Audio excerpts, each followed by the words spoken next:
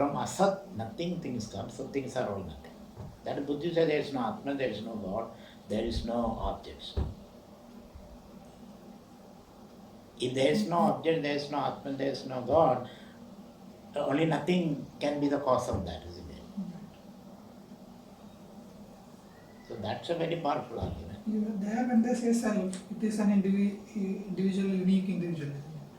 Unique individual or any kind of individual. Self means a indivisible entity. They say there is nothing like that. Everything can be divided, everything can be analyzed, deconstructed. What is their idea for the experiencing this? They say nobody experiences. Experiencing is only a process. Because that is why they have to see the absence of the experiencer. That is called nirvana. The absence of the experience. There when you say absence of the experiencer, it has to be somebody who is seeking, isn't it? The seeker. That's only linguistic problem. He means the personality. You are. That's a linguistic problem. That's not a philosophical problem. Linguistically, you keep asking the question: who is experience? Who is saying there is nothing? That's a linguistic problem. That's not a philosophical problem. You see, the philosophical problem is there something? They say there is nothing. The one who says also is nothing. Nothing cannot say anything. They don't see anything, that's why they say there is nothing. They don't see anything, there is nobody to see. So you are not satisfied with the argument, so that's fine, because that argument has got a problem. But that's one way of arguing, and it's a very powerful argument. You see, they say a chair doesn't exist. Your problem is chair has some existence, isn't it? Because I see something. Okay, then you analyze it. The chair is nothing but molecules. So we analyze molecules. Space and all that. And who are you? Some brain processes. Analyze brain processes. Brain also is molecules. Brain also is atom. Isn't it? So it goes on like that. So it would end up in a view where the whole universe is void. Void. Nothing. Including you. Who are you? You also is like this. You also are like that. So materialism also will lead to Shunyavada. Materialism also will lead to Shunyavada. So that is why Shankara says this leads to a kind of nihilism, which creates a kind of dread. This postmodernist. Postmodernists, when they analyze, they say existence is empty. It is a bottomless pit. And the experience is dread inside it. So Shankara says that's not the path we have to take. The existence, how can it be void? I mean, we can call it formless or not tangible, but how can it be? Yeah, tangible means what? Formless means what? For example, exist. What is existence? It doesn't have any meaning, any purpose, any direction. But your experience is the basic unit of the... What are you experiencing, the question? That you exist. Yeah, that's what we are analyzing now. So how can that be... when you analyze that experience, that I exist, when you analyze, it is nothingness. It is, I understand it as something which is not formless, but nothingness You are not able to see it because that's why the problem, there is a problem there. Right. The problem is this, but I am not able to conceive it. Right. But you cannot conceive it because there is nothing to conceive. If there is something to conceive, you can conceive. So you are taking a position there that existence is empty. It has no essence. Essence means no content. Existence has no content. Content is to be imagined, created or not. So one is the Buddhist position. Other is the materialist position. The problem with the materialism, that also can lead to Shunyavada. Because you say you are nothing but material processes, isn't it? You also said that. Okay, let us analyze that. What is the brain processes? Atoms, molecules. What are atoms? Proton, neutron, electron. What is proton, neutron? It is just quarks. What is quarks? A field of possibilities. You can go on and on and on like that. So therefore, we are consciously taking a different path. We say it is existence, is consciousness. And consciousness manifested. So we are Sakkarivadins. Advaita Sakkarivadins. And we say the experiential world, which includes experience of the experience and the instruments of experiencing, all these are mithya. All these are a play in consciousness. That's our overall architecture. And then from that we have understand things. So that's the pramana we are using here. So it's not pratyasha. Pratyasha pramana is necessary to know a few aspects. Anumanam is used for certain things. Here it is Shabda Pramana. And then there is a lot of discussions on that. When did it start? We say it is Anadi, one way. Or, along with the creation, this Pramana also came. That way you can tell stories. But this is what we are accepting now.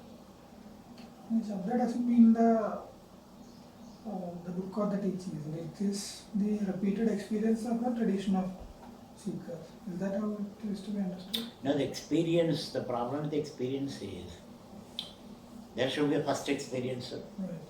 isn't it? Or a group of experiences. How did they get their experience? From where? What are they experiencing? So it is not, we don't say it is experience.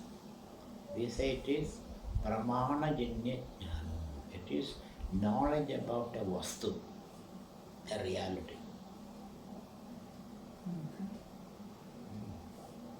That vastu jnanam is possible only through a pramana. The pramana has to be proposed by somebody. That is the question. It is not a Purusha Pranidam. It's not created by an individual. That pramana is not given by an individual's experience. Then? It has been there. It is there. The pramana is anadi. Or Ishvara Srishti we say. Ishvara Pranidam. Because no other explanation can work. If you say this is my experience, I can say my experience is different. So that pramana doesn't help. Usually if a long line of people experience the same thing, there is something common in it, isn't it? No, that another long people will experience something else. So we have to accept this pramana as anadi. There is no other way. Not because it is, the result is repeated and all that. Not that one individual discovered it. It's not like, it's like gravity. Gravity is always there. So this pramana is always there. We according to Vedanta, it is Ishvara Srishti. Ishvara has created two things. The Veda as well as the Vedic Pramanam as well as the world. Srishti, Ishvara, Jagat Srishti. Not somebody sat and experienced it. When you say created the pramana, what does that mean? Veda. Vedic knowledge. Yeah, Vedic knowledge. So the Srishti is there, along with that the knowledge is also there. These two things are created. That's why Janmadhyasya Yataha. That's one sutra is there. Janmadhyasya Yataha. From where Janma Adi, from where the world is born. So it's like human beings got revealed that knowledge. That's what they're saying. Not human beings, Ishvara. No, Ishvara created. Yeah. But how does it become accessible to you? Then, the Upanishad and all says that the Guru says, or Krishna says, or Devi comes and says. So that mystery is explained by a story. That's not a logical explanation. It is a mystical explanation.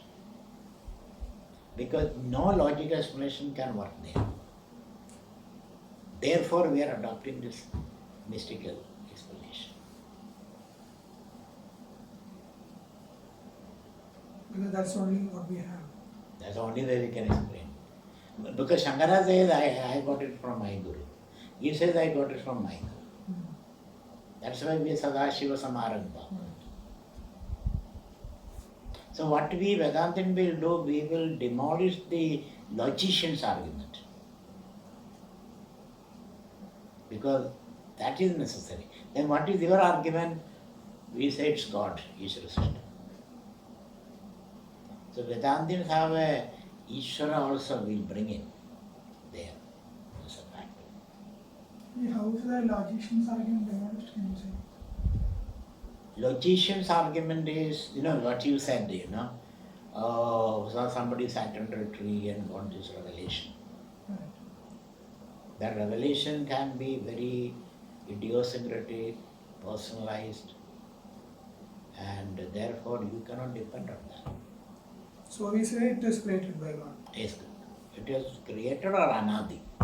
These are the two explanations. It was there or it is created by God or given by God. Revealed by God. Even Bible and Quran all accept that. Revelation. It's not somebody's creation. It is somebody's discovery. It's there already.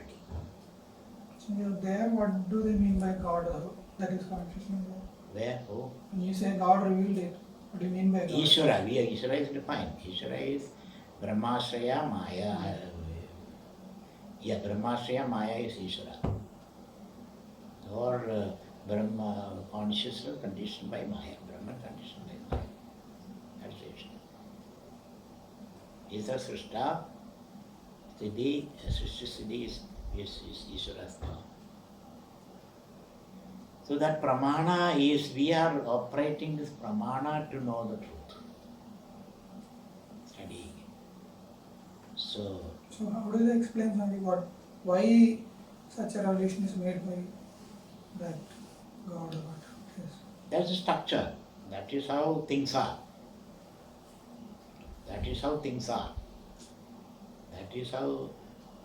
That's the way the cookie crumbles, as they say. That's how things are. So otherwise, you are stuck. You're stuck somewhere, you don't proceed. There is no suffering. Suffering continues. So anxiety, dread, angst, and worry, etc. You suffer some more. You suffer some more. Suffer some more. That's all what we can say. So pramana. So that is a critical thing which you can keep on discussing, analyzing, and but that is very critical attention. So adhikari is clear, pramana is clear, vishaya is clear, isn't it?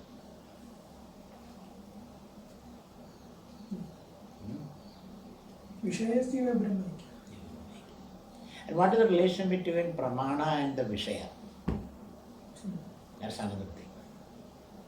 This relationship is called Bodhya Bodha. Bodhya Bodha, or Sambandha we call it. Relationship Sambandha. Bodhya Bodha. Not Chodhya Chodha.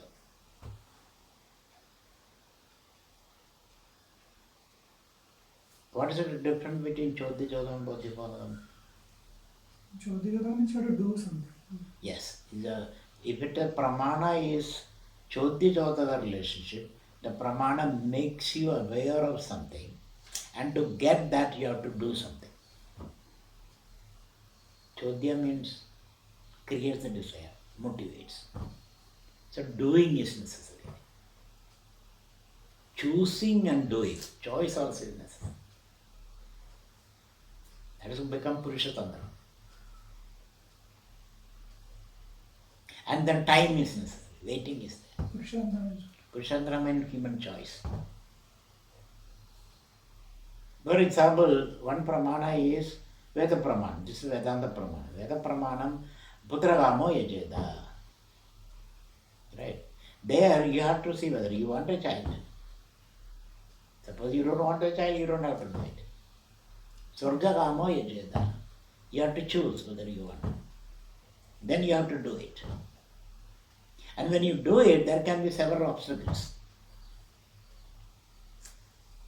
Rain came, wood is not available, ghee is not available, mantra is forgotten, you fall sick. All this are there. So viknaha bhavaha sati.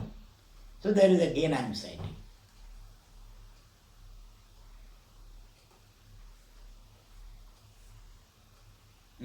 So that is the Chodhi Chodha.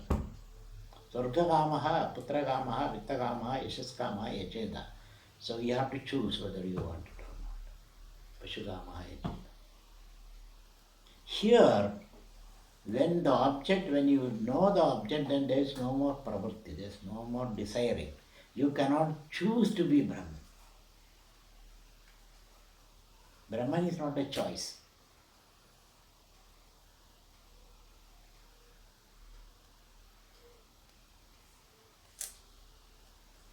That is why Bodhyam, it's only wakes you, give you the knowledge about it. Knowledge is gained there.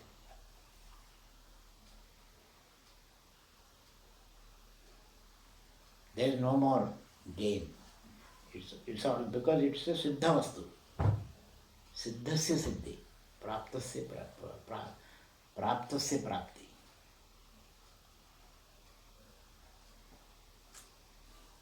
So thereafter, I know I am Brahman, but then what should I do now? You don't have to do it. When you say knowledge, what is the locus of that? Is it in the brain or the way you look at things? Knowledge means the knowledge is always about an object, isn't it? Something which is there. I know the chair. I know this, I know that. So when you use this pramana, you understand things. It is in the brain or in the buddhi, we say akhandagara vritti in the buddhi. So the knowledge is not contained in the buddhi. For example, I know the mountain. Mountain is not contained in the buddhi. Mountain is there, isn't it? Right. When you know the mountain, where is the knowledge? Where is the mountain? The object is outside. Yeah. But the knowledge that the mountain is there, that is in your brain. In the buddhi. But the object is outside. Yeah. Here, where is the object?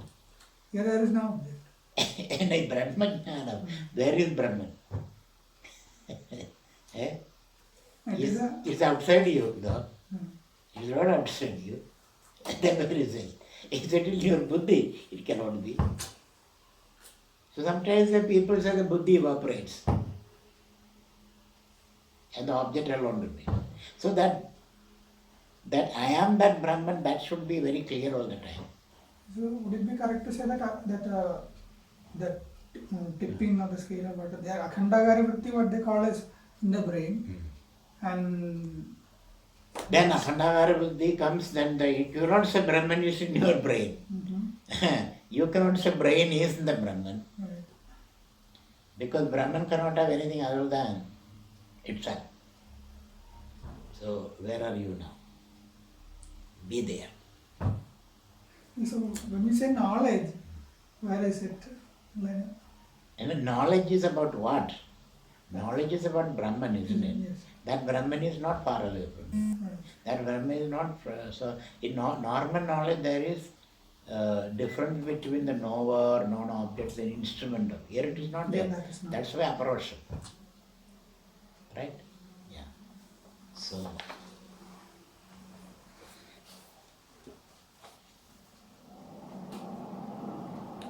now the other thing is, in this you find Tattva Vivegam, that is one effort here, Tattva Vivegam.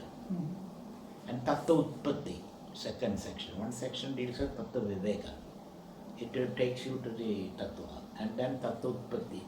From there everything comes.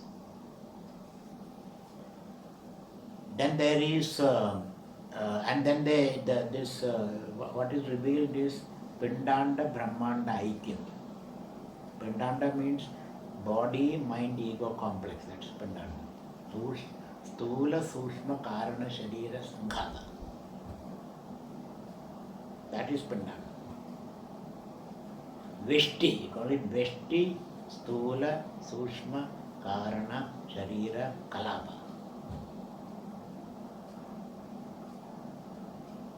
And then Brahmanda. Brahmanda means the collection of all this.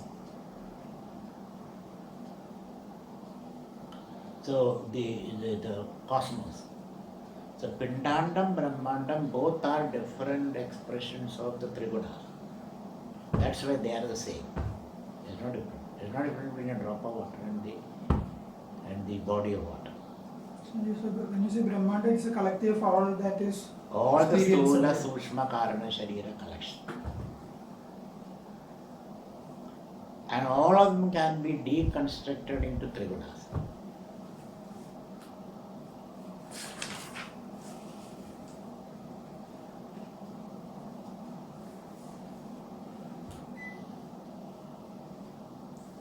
Right? And so that's Pindanda Brahmanda Aikyam. And this Pindandam Brahmandam is substrated in Brahman. Isn't it? Brahmashraya Maya. So the Pindanda Brahmanda has a substratum. So when you say really Jiva Brahma Aikyam, what it really means that substratum. The substratum is the same in the Pindanda, in the Brahman. So that also is to be understood. Not only there is Aikyam between Pindanda and Brahmanda, Pindanda Brahmanda is substrated in Brahman. That is the true unity we are talking about. Identity.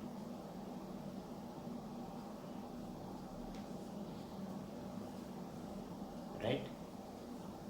So that also is taught here. And then the ideal, what is the status of a Jivan Mukta? One who understands this. Jivan Mukta. So Jivan Mukta understand, I am not the body, I am not the mind, I am not the intellect, I am not the ego, I am not a Brahmin, I am not a woman, I am not a Kshatriya, I am not a Vaishya, I am not ignorant, I am not all this. Chidananda Rupa Shiva. Understand? Then what happened to the karmas? That also is explained here. So this is the structure of the whole thing. Now let us read. Sri Shankara Bhagavad Padacharya Pranitaha. This is a composition by Shankaracharya. Vasudevendra Yogindram Natva Jnanapradam Guru Mumutshunam Hidarthaya Tattavodo Bidiyade. So any activity has to start with the prostration to God and Guru. That's very important. So Vasudeva means Vasudevasya Apatyam Vasudeva, Krishna. Indra means the most luminous, enlightened. So Vasudevendra, Yogindra, man is the Indra of yogis also, king of yogis.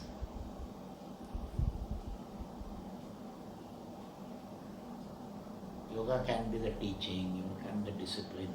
There are two understanding of yoga.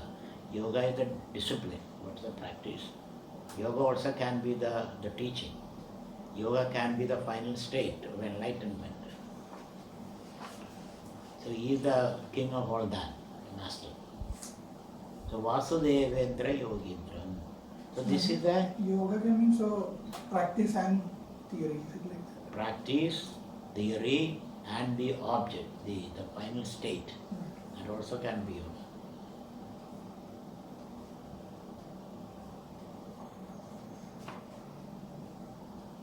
So Vasudevendra Yogindraha. Vasudevendra Yogindraha is a reference to Krishna, who is the master of the world, he is master of the yoga, he is master of knowledge, everything. And it also refers to his guru. His guru's name is Govinda. Krishna's name also is Govinda. So his guru also is a yogi and he is a master.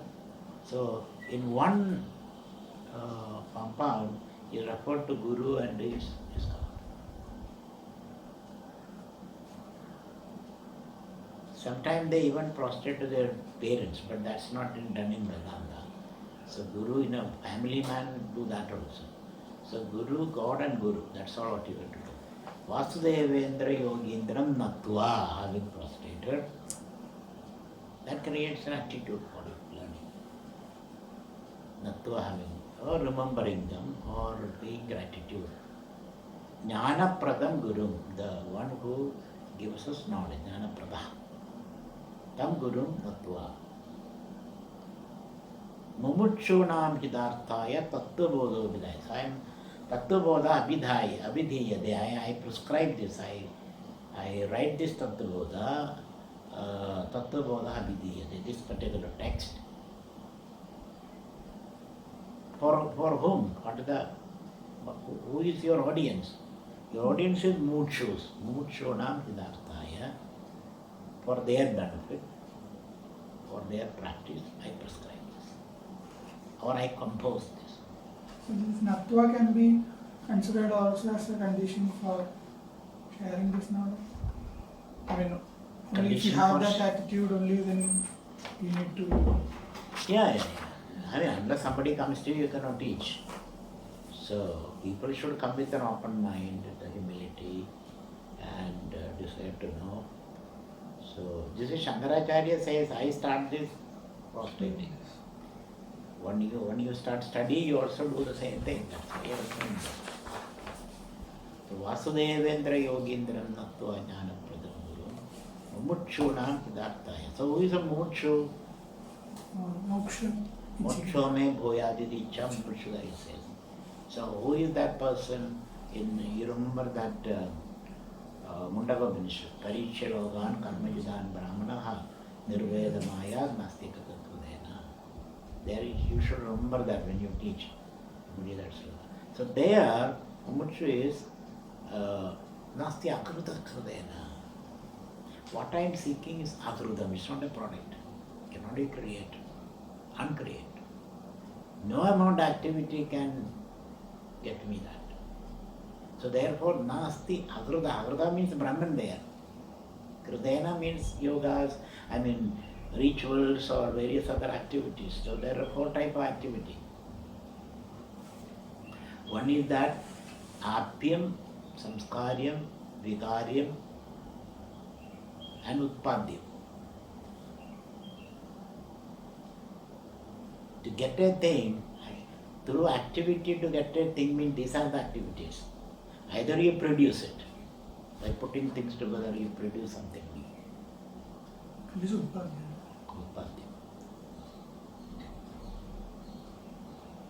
It was not there before you creating it. Utpadyam or Apyam, you reach some it is somewhere, you have to cover a distance and reach there. That means there is a gap between you and the object you want to reach.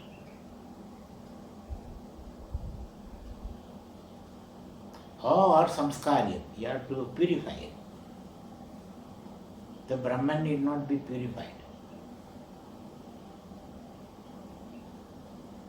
Or vikarya, modify it. So these are the four types of activities. None of these activities can take you Nasti agrita kridena means the agridam cannot be created by any of these. Any of these. It is agrodam. It is already existing. It is non-separate from you. Two things are there. It is existing. It is non-separate. If it is separate, then that existence is limited. A limited existence doesn't exist actually. That we studied in Mandukya Karika. Anything limited has a boundary. Birth, death, mutual non-existence, can be deconstructed. All those things. Then Agavando in Nasti Vartamana. That's how I should. So Mumutshunam Hidartaya Tattvabodo Vidiyate.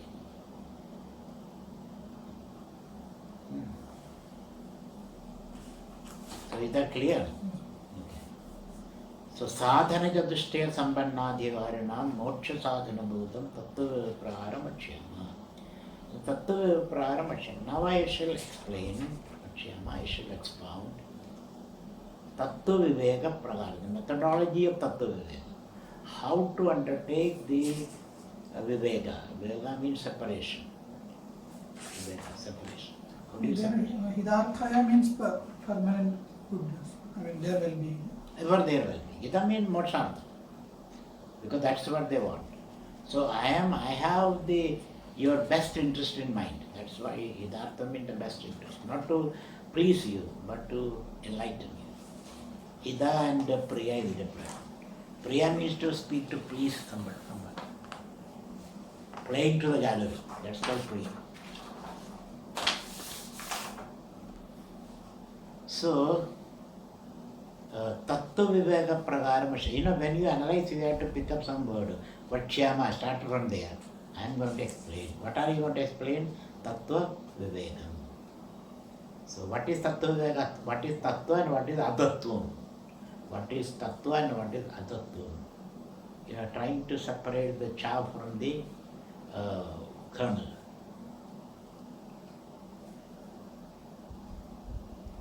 Tattva Viveka Pragaram Vachyama.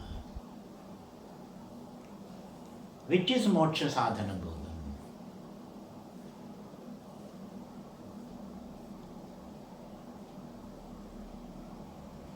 So Hidartha was the earlier, isn't it? Hidartha comes earlier for their benefit. Artha means for the purpose of their. This is the purpose. What is the purpose of your teaching? To benefit the student. And who is the student who is tired of the world, searching in the world? Not that he is hating the world, but he knows the limitations of the world. The world can provide you certain things, some comfort, some food, some shelter and all that.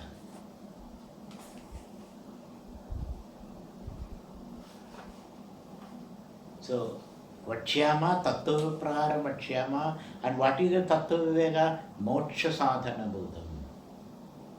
So, Tattva Viveka become a Upanishad Pramana. What is the definition of Pramana? Pramajayate anaya iti Pramana. By which you gain the knowledge.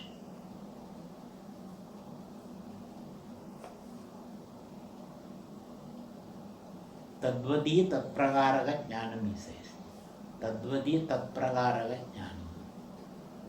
I have to know the object as it is, without any distortion.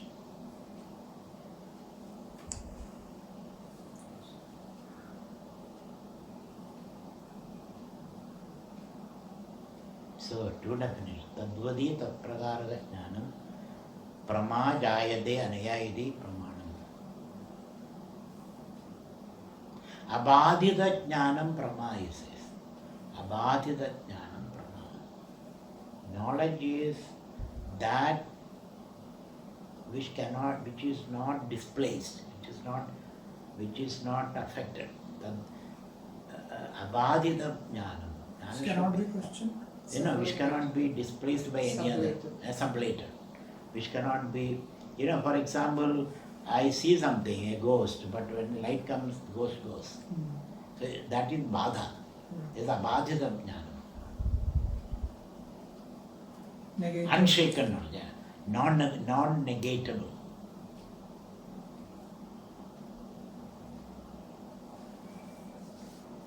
So, moksha sadhana bodham. Since the moksha sadhana means a means of gaining the moksha. That's why sadhana. So, moksha is the sadhyam, sadhana is this tattva vivekam.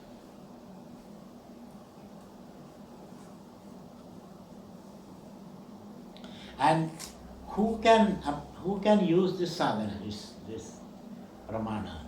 One who should be a fit student, adhikari. Adhikari means fit student. One of the patrada. We said earlier it is siddhasya siddhi. So why do they use the word sadhana? Siddhi we already said, siddhasya siddhi, but that is the bodhya bodhaka sadhana. Right. It's not a means and there is no distance. It's only bodhya bodhaka. But sadhana means some process is involved in it. No process is involved here. No process. Sadhana means, process means you have to hear it, then choose it, then do it. Those is not there. That's all eliminated. Then, So this particular sadhana is bodhya bodhaka sadhana, not chodhya sodhaka. Make it clear there.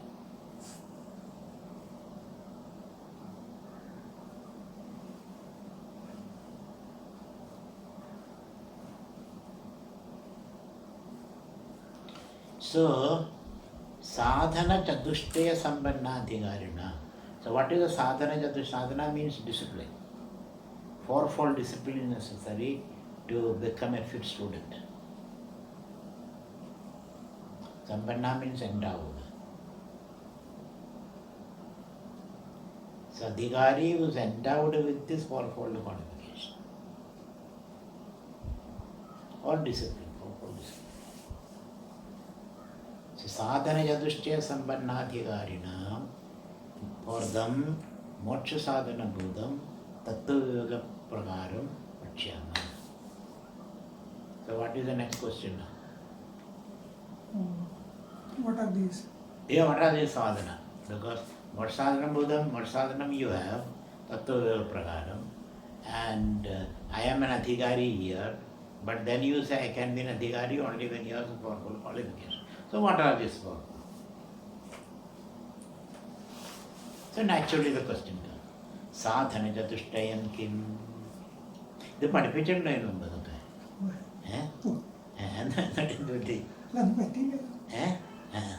അല്ല ഇതൊക്കെ അല്ലേ പറയുന്നേ വേറെ ഒന്നും പറയുന്നില്ല സാധന ചതുഷ്ടയ സമ്പന്നാധികാരിണാം so sadhana chatushtayam kim, that's very simple. That I don't have to expound much time. Sadhana chatushtayam kim, what are these for? So we have to see sadhana chatushtaya, sambandha chatushtaya. These two should be very clear. Sadhana chatushtaya, sambandha chatushtaya. Sambandha chatushtaya is that what they call anubandha. Vishaya anubandha chatushtaya. Vishaya, adhikari, sambandham and bhalam, prayojana. So what is the prayojana of this study? Moksha. Moksha. That should be it. Moksha means ananda. What is the prayojana of Vedic study? Whatever, Sarga. Sarga, Yahatoga, and who is Adhikari for Vedic study? Who is Adhikari? That's Desire, samsari, aviveki. You should not have viveki. He has also have some viveka. What is his viveka? About the world. No, his viveka is there is something beyond the body, mind, ego. There is a self, but it's a limited self. Jiva. One who knows I am the Jiva. That is me. And he doesn't think of moksha or anything. So sadhana chatushtayam kim, what is sadhana chatushtaya? Nitya vastu viveka, we already know that. Iha amutra artha bhala bhoga viraga. And he also should be Viraga. Viraga means Vigataram, who has no desire. For what? Bhogam, pleasures. What kind of bhoga? Bhala, the result. Iha, amutra, artha, bhala, bhoga, viraga. Artha bhala. Iha means here, mutra means hereafter. Artha means objects. That objects are the object that you confront or come to you here and hereafter is the result of your karmas.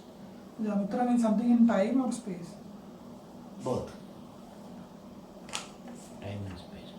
So when you translate, you cannot say it later. You have to say hereafter. Hereafter, yeah. Hereafter and yeah.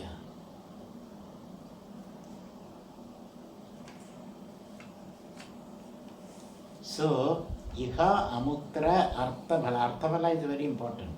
Artha means object. Artyade the Artha. Those objects are Bhala, Karma Bhalas. So that you have to do karma. Good karma, bad karma, depend upon you get the Bhalas. So that meaning of Pariksha Loga and that sloka comes here. Yeah, comes here also. So then you can also put that Bhagavad Gita, that two slokas. What are those two slokas?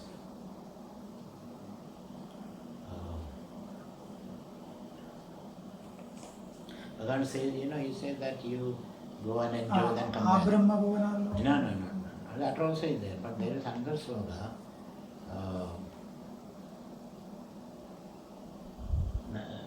Indra Logam Prapya, experience and come back. He falls back. Yeah, what is that sloka?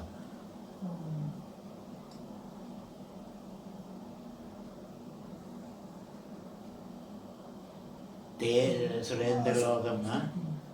Asnandi Divyan. Asnandi Divyan Deva Bhogan, what is that sloka? How does it start? Tedam Bhumta Sargaloga Vishalam Shine Punya Mattilogam Vishanti. That sloka you should remember. That is Artha Bhalam. So there is already some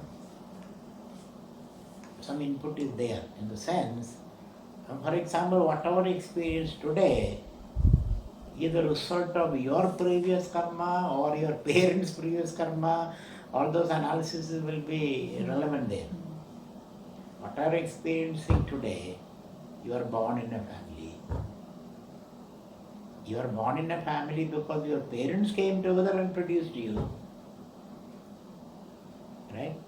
Or your parents came together and then produced you because of your past karmas. You can keep on analyzing that. Right? Only the Indian way of looking at it takes into consideration this rebirth and all that. Yeah. Other traditions. Other tradition, God decides. God is born. Yeah, God decides. In our tradition, we say it's your past karma. So there is a very complicated network there. Your past karma and your parents' karma also is there. Your parents' karma brought them together. Past, as a result of the past karma, they came together. And there you also, as a result, your karma also comes there. So everything is entwined. Everything is entwined there. So it's a little more complex. It's more complicated. You see, it's something like I go to a restaurant and you also come to the restaurant. And the other person is a restaurant owner. He prepares things. And then, so there we meet, we also sit on the table. The owner, so all this together, it's a very little complex. But still everything works out. Everything works out like that. Everything works out. So that's what we see in the world. So somebody produces something, somebody wants it, you bring to the market, you come that way, and you buy it. So then how can you bring a connecting causality? It can also be considered everything is random, isn't it? That's one way of looking at it. You can look at it randomly. Randomly it happens. or you can say causality. It's better to, if the world really appears, causality is better. If you are discussing where the world came from, that you can say random. Because random things happen, then how are they connected? For example, you sit here. I sit here. Why? Is it randomly happening? You can say it is You can say randomly happening. You happen to be here, I happen to be there. But that's not what I experienced. I told you to come here. There is some reason why you are here, why I am here. But everything that leads to the next can be random at every point. No, that's not random, it is independent. There is no causation there. We see causation. So these are the fundamental arguments. Is it random? Is it causation? We have to make a choice there. Or this is causation. Maybe on this deeper level it is random. Otherwise, there will be consequences. Things are randomly happening, what will be the consequence? I will not tell you to come here. Isn't it? Then things can... So, even if you tell somebody to come here, that person has a choice of coming or not coming. yeah. So then it is a spontaneous thing, isn't it? No, it's not. When you are told to come, you are responding that. So causation there. In response to Yeah, in response to that. In response to that. Random means it's just happening by itself. So causation is better. Is a better argument. As far as the material, the worldly things are concerned. But it shouldn't be questioned by random thinking also. So always we have to juxtapose things. Okay, let us consider that random. Let us analyze. Is it random here? Is it causation here? Okay. So that way we can make it a little more complex and fine tune. So many people take this idea of causation to certain lengths, like the planets affecting us and all that, which doesn't make a lot of sense.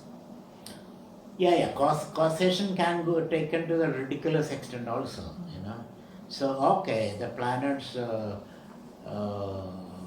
certain configuration of planets does affect. But does it affect in the minute detail as you are talking? No, it doesn't. So, because the complexity of the causation we don't know. What are the things are coming into it is not only the planets. There are other things also coming into there. And then a certain configuration create an emergent situation which again exerts certain influence. So the complexity, they simplify it too much simplification. So can we say there is a mix of both causation and randomness? Yeah. You can say mix of that. You can say emerging situation again falling back. For example, you create a child. Once the child comes, child influences us. Isn't it? Or when I build a building, I built it, but it influences me now. Not only I influence the building, it influences me also. So it can go back and forth. Bidirectionally it can flow.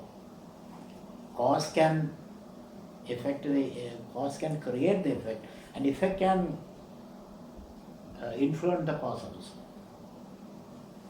If the cause is existing. Because sometimes the effect and still the cause exists. For example, father produced the son. Son is the effect, father is the cause, father will still exist. Otherwise, seed becomes the tree, the seed is no more there. So it's a very complex, if you put in a very linear, flat way, it doesn't make any sense. So we are, for understanding purpose, we have to make some choices. If we don't choose anything, but at the same time, our choices should not blind us to the other possibilities, other contexts and all that. Because I made this choice, I cannot say you are all wrong. No, that should not be there.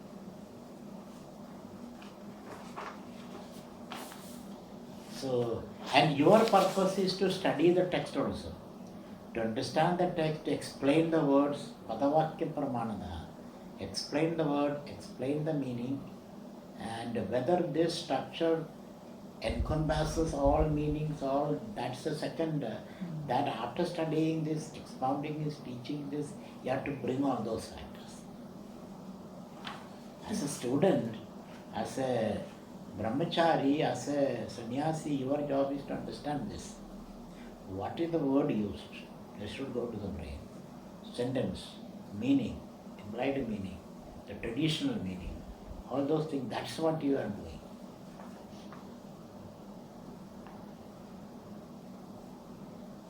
Otherwise, you will be just lost. That's not helpful. You should be well established in this and then integrate other things. Or interrogate other things. Or listen to other people who has a different narrative. But then you should hold on to your narrative.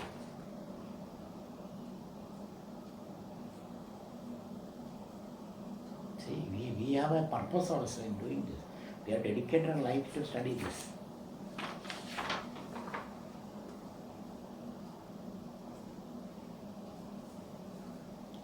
So, iha, mutra, artha, bhala, bhoga, viraga.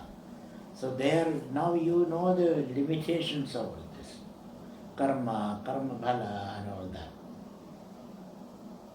So viraga is like viveka and vairagya. Then samadhi, shakka, samvati, which they will explain later. Mumuchutam, moksha mein bhoyadi icha. Moksha also is moha kshayam. Ending of moha, delusion. Ending of the false pursuits. Or ending of seeking happiness. You can put it that way also.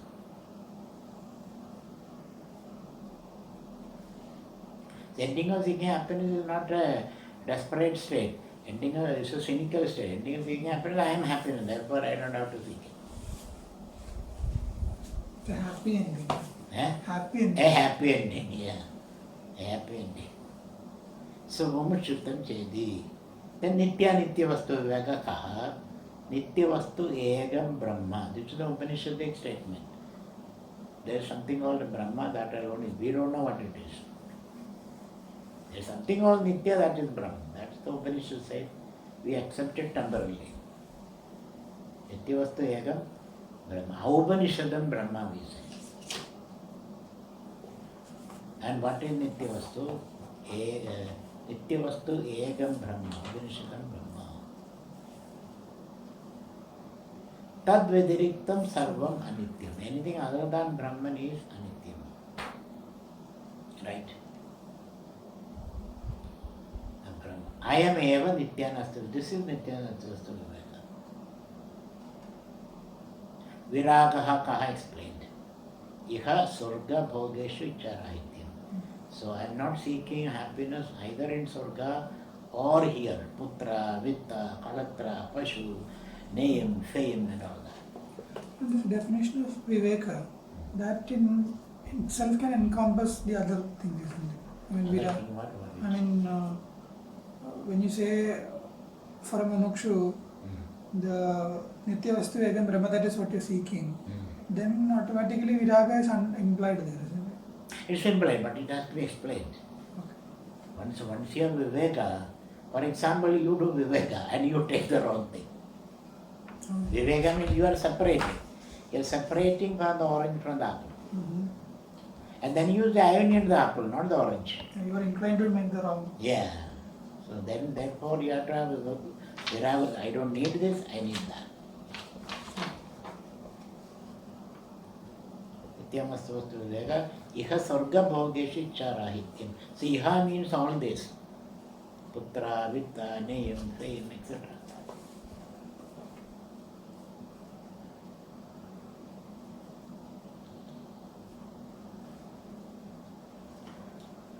You can explain in another way also. I may seek all this, but I don't seek my happiness in them. That's another way of positively putting it. I may seek putra, vitta, pashu, name, fame, but I don't seek happiness through that. So happily I am seeking. Because later I will come. Brahman need an expression. This is how Brahman expresses itself. So for us, Brahman is not the end. For us, Brahman is the beginning. That's our... As a means of self-exploration. Yeah. That's our explanation. We are bringing that additional development into Brahma Vidya. Huh? Yeah. It's interesting, Ihai's views to denote whatever is material and what you have to go beyond. Yes. That means what you're seeking is there. I find this here and there as a very nice perspective to show whatever you're experiencing, which is in the immediate context, which is in your immediate awareness, is not what is real. What is real is there. So you have to look there. So No, there also is dismissed. okay. There also So it dismissed. is There not is that Sarga. here, No. Here is here, there is Sarga. And this is neither here nor there, there is me. That is what we are doing. Okay. It's neither here nor there. So that binary is not No. what is shown. Binary is not there. That's why there is no seeking through these processes. So Samadhi Shakta Sambati Ka. What are the Samadhi Shakta? Shama, Dama, Uparama, Tidisha, Shuddha, Samadhanam. This you must know by heart, isn't it? Shama Kaha Manonigraha. It is control of the mind, which we can go on and on what it is. It can be managing the mind. It can be observing your desire, reducing your desire, all those things. So all that, we can go on and on with that. And so Manonigraha. And Dhamakaha Chachuradi Bahindra Nigraha. So Dhamma is control of the sense organs and organs of action. So how do you control the organ and organs of action? Controlling the organ of action, when you observe things, hear things and all that, bring some viveka there. You are not certain bad things you see and then get affinity towards that. There you have to be careful. What you read, what you see, good things, bad things, be careful. Similarly hearing, touching, tasting, eating, there should be some viveka. Hearing some viveka. Suppose, hearing to gossip, talk about this, talk about that, there's some viveka. It's a manifest expression of your mental discipline. Yeah, manifest.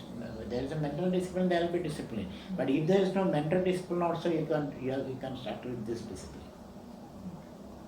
But Because that will be forcing. That will be You have to do that sometime to begin with.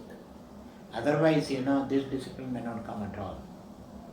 So they say, if you cannot catch the cow by the rope, catch him by the tail, they say. So this should go together.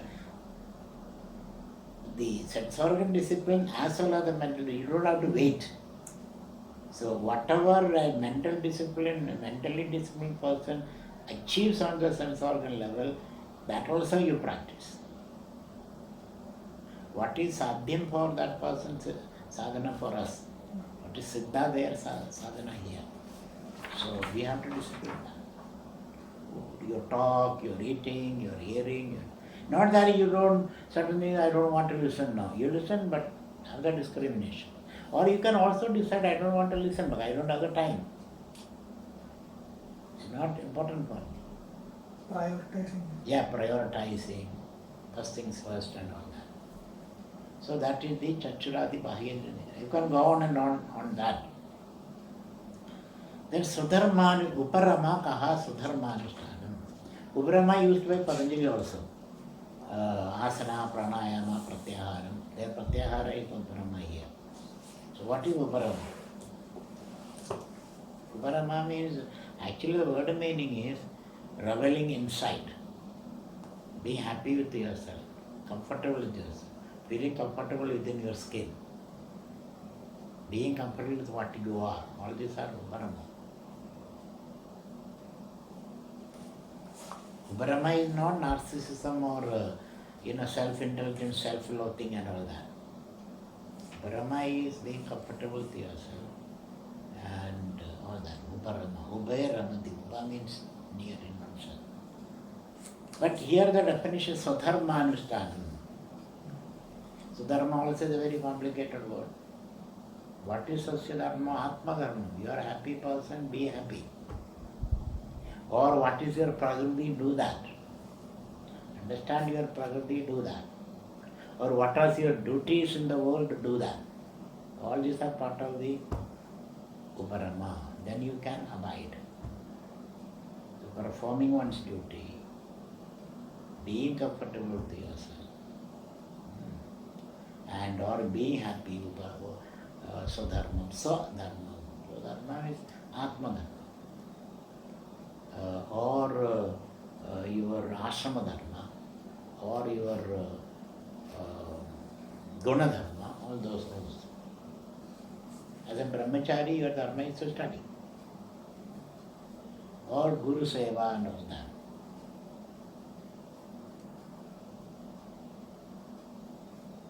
Titikshaka. So all this you have to bring a lot of experience to explain this, What experience is to explain this. So keep on analyzing that. Titikshaka. What is tidiksha? Shigidoshna Sukhadukkadi Sahishnatu. Ability to tolerate. Sahishnata means toleration, accommodation. Shida Ushna, heat and cold. Similarly, Sukha Dukkha, pressure and pain. Then praise and criticism. Somebody criticizes you, you don't get upset. Somebody praises you, don't hit the ceiling also. Or labha nashta. So these are called the pairs of opposites. You are able to adapt, resilience, accommodate. It should not distract you, that's the idea. These things which are the nature of the world should not distract you from your pursuit. That's very important. When they say, when Krishna says Tandirikshasva, that means... Tandirikshasva Bharata, isn't it? That same thing. Shidosha Sugadukkadi Sahishnatu. It should not be suppression also, it should be understanding that, this is how the world moves. Shida, Ushna, Sudha, Dukkha, Vijaya, Parajaya, Ninda, Stuti. So, one who praises you can criticize you also. When he praises you are happy, criticizes you are unhappy. Even if you become happy and unhappy, that are also tolerated.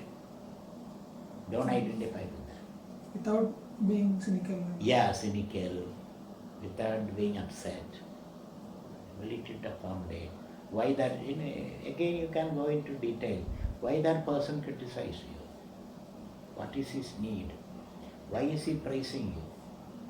Where is he coming from? What is his motive? You can keep on analyzing that also. Why I lost? Why I gained? You can keep analyzing that. So everything becomes a learning experience.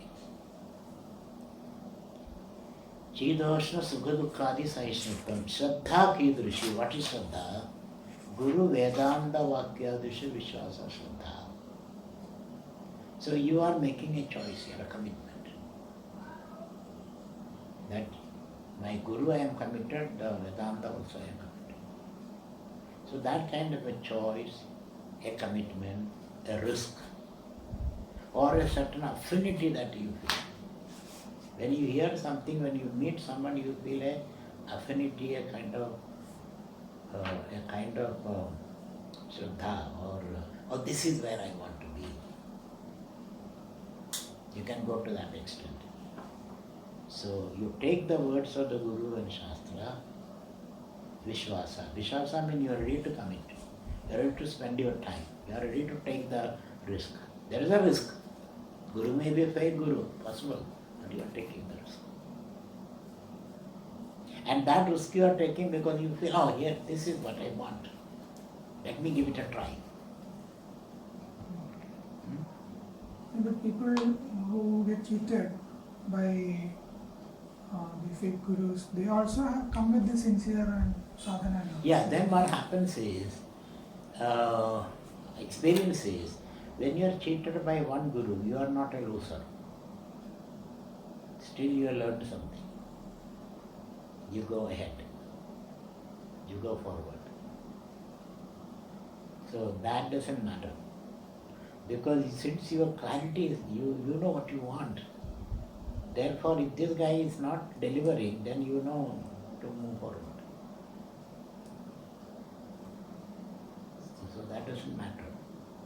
And that's why it said you have to see some affinity. If you come to the Guru with a certain fear or escape or this and that, then you may fall for the false Guru. Because he can plug into your fear and all that. Then you are caught there. But changing the guru is not generally accepted in our tradition. You don't know how to change the Guru. Why should you change the Guru? No, if it is... If it happens, it has not happened. So changing the Guru is not accepted means once you are affinity toward the Guru, stick there. In what context is being said? Huh? What I think the Shraddha. Okay. The idea of Shraddha. What is Shraddha? Shraddhavan labhate jnani. Ajnitya shraddhadanacha samshayatma vinashiti. So that faith, I have seen that. If you have the faith and Shraddha, you will see, you will meet the right person. There will not be a problem. When somebody is cheating you, it should not be an escapism. This is a true seeking. So you will ask the questions, you will watch the Guru, all those things are there. And so everybody who wants a change, they are escaping. No, you have to see that. Are you trying to escape from something and be aware of that? That's it. There is an escapism involved in everybody. They are trying to run away from something and run into something. Shraddhavan is intensity or seeking. Intensity also involved. That's a commitment, I say. So intensity, commitment, certain affinity, certain feel for factor is there. I feel for it. And if you are sincere, people are not that stupid. One look they will figure out what it is. And then most of seekers are not serious also. They need entertainment, thrill factor, easy understanding. So those people need entertainment, like watching a movie or having some game or some sex and all that. And how do you differentiate a strong belief from Shraddha? Shraddha. So belief is a belief in a dogma. There is no questioning there. Shraddha, there is a lot of questioning.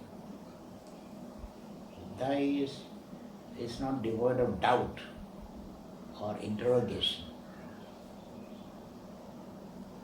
In belief you are not, because you are molded in a certain way. And belief there is exclusion also. Shraddha, there is an exclusion. You are ready to know, you want to know the truth. In belief always they put a barricade, you have seen that. Don't go there, don't do this, a barricade is put. In Shraddha it's not. Shraddha is you want to know the truth. And you are very focused there. So,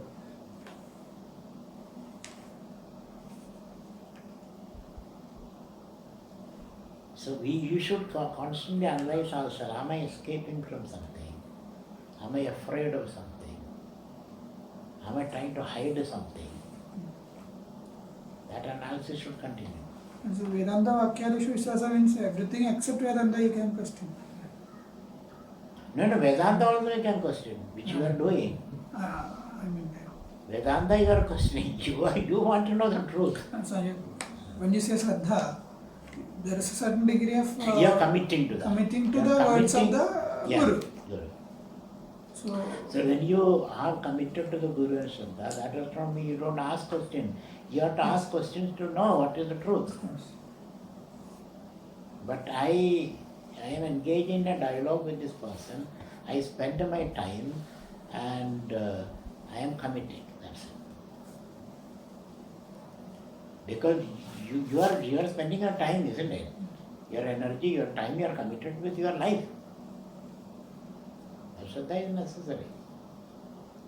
And that's how you develop that fullness.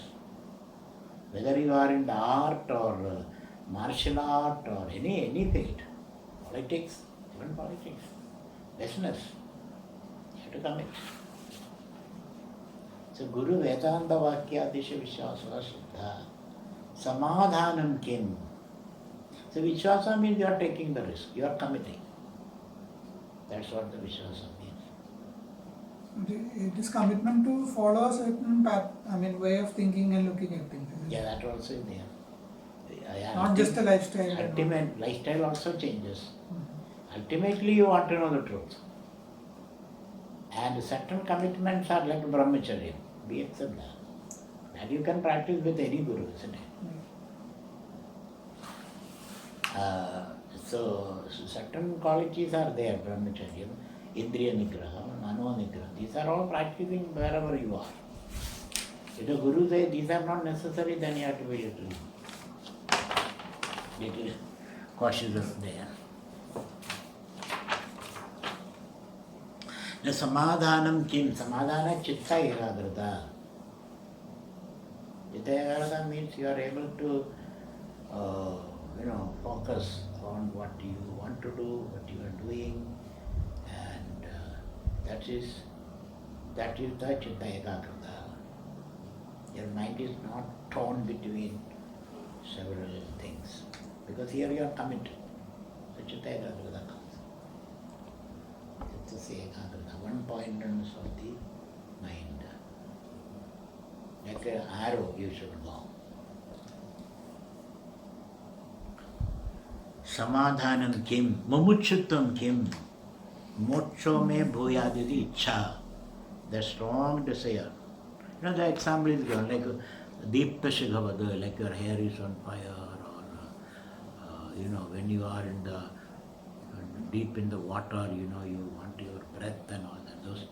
Those examples you can give. Moksho me mumuchuttam kim? Moksho me bhuyadidi ichha. May I attain moksha. May I be free, freedom.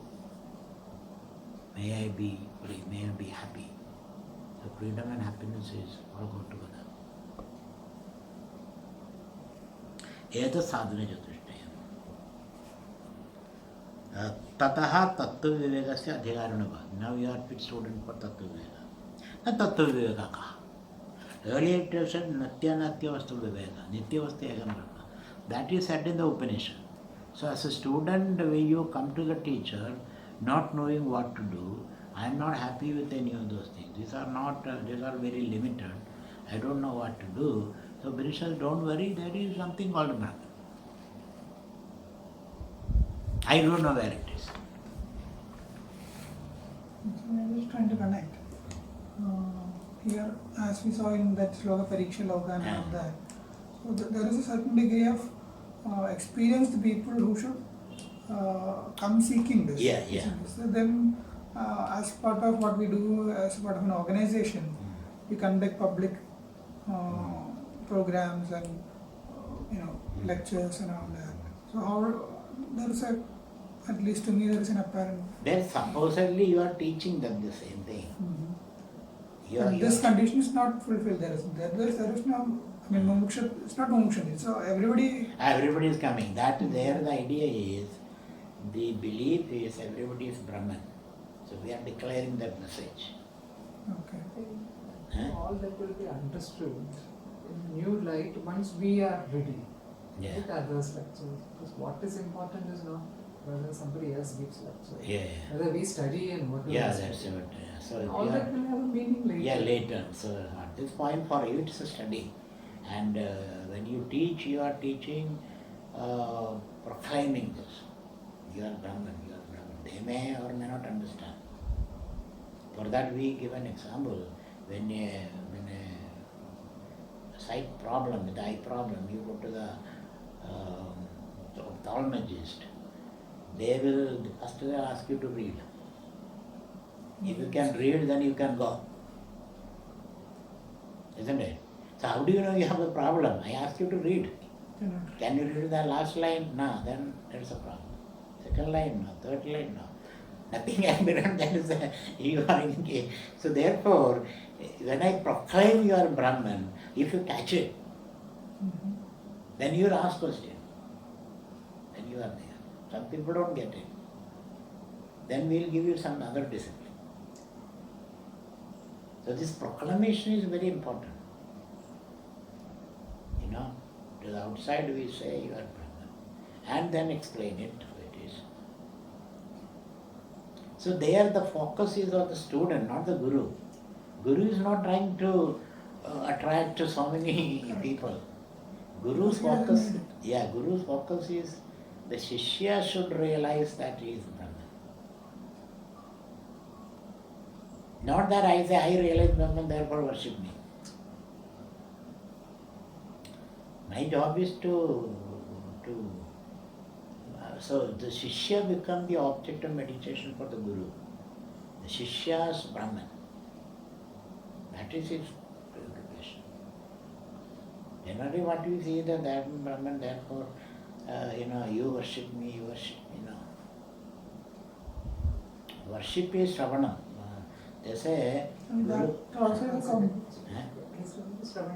Shravana is worship. It's called Guru Upadesha. Guru Seva means Shravanameva Guru Seva, they say. Other physical things are not that important. Pressing the feet or bringing something and all that is not that. That's only secondary. The greatest Seva is Shravanam Shankaracharya says. Listening and being that Brahman. That is the greatest thing you can do for the Guru. Rest of course you can do, but that's not that. That is just to be around the Guru, that's it. And then for you, every individual is Brahman. Everything is expression of Brahman. So your Guru is everywhere. Not in one particular. So one should expand that way. So, Mumukshutvam kim? Moksha means bhuyadicha, yada sarvanya dushtena. Tataha tattva yogasya dhyarina bhavanti. Now you are ready for tattva viveka. Viveka means you are able to distinguish what is ephemeral, what is permanent. Distinction. I'm just trying to understand what the Guru's viewpoints are. Yeah.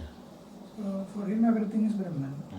So why would he feel that the Shishya needs to be taught something or needs to be transformed? He's already Brahman. Isn't he? It's already Brahman. That's all what we are saying. We are not transforming you. Mhm. We are not transforming you. We are saying you are Brahman. That's all what you are saying. No, but there's these sadhana and all are mentioned, isn't it? Yeah, when we say you are Brahman, then you are asking me, because this is something very profound you are hearing. Then you say, okay, I would like to know. Then you do all this. There is no confirmation here. We are not changing you. We are making you see who you are. That why should you do that? That's your question. Why should you bother about the other person? That's the question. We are not bothering about the other person. We are only, so the real Guru is one who lives as Brahman. And then that is the words that is coming out. So that's a very simple thing. And then when such a person is there, the student will come and ask also, what is this? Serious people. Then he'll explain. So Tataha Tattva-vivekasya adhikariнаha bhavanti. Now you are fit student. Not Tattva-viveka. Earlier it was said Nitya-vastu Brahman, that's what Upanishad says. That is only a consoling statement. That is Brahman. Don't worry. Because you are seeking Agrudam. Agruda is there. Earlier I am not sure whether Agrudam is there or not. Agrudam can be something which is not there also. Agrudam can be something which is already ever there, or Agrudam means which is not there. So therefore I want to know the clarity. You come to the Guru. So Guru says the Upanishad there is something called Brahman, which is eternal, changeless, blissful, and beyond causation and all that. Upanishad says. Okay. Now where is that? Tattva vivekah atma satyam tadanya sarvam mithyedi. So suddenly there is an about turn there. This Brahman is not there objectively, it is subjectively you. That's atma satyam. Atma is the referent of the word, the word I. Whenever you say I, it means the Atma. Atma means your subject. So the Brahman is a subjective reality. That's the only reality. Atma Satyam. So Atma means what? The meaning of the word I experience. That is the ground of the I experience. So therefore you become very reflective. You turn inward. I experience. Atma Satyam Tadanya Sarvam. So Atma begins with the body, or your children, or your possession. These are all extensions of Atma. So the body can be the Atma. First is that, my body. Because with reference to the body is the other things. So body is the Satyam. Is there body? But the body also changes. So you go deeper and deeper and deeper. So it has to start with the body. And and then you come to this real definition, Atma, which will be given here. So Atma Satyam. So we have to know the meaning of word Atma and Satyam. Tadanya Sarvam Mithyedi, and the word meaning Mithya also. To put it simply, Mithya means the entire experienced world, which is ever changing, which can be deconstructed. Drishyam. Drishyam. So Drishya, Nashya, Jada and Sankhada. These are the four qualifications. Should Drishyam, seen. Seen means both inside and outside. Even thought is Drishyam. Ego is Drishyam. And it is Nashya, it keep changing. Perishable. And it's Sankhada, it's a construct. Sankhada? Construct, it's construct. Compound. Construct. Combination of things. As Jadam. Jada means it has no subjectivity.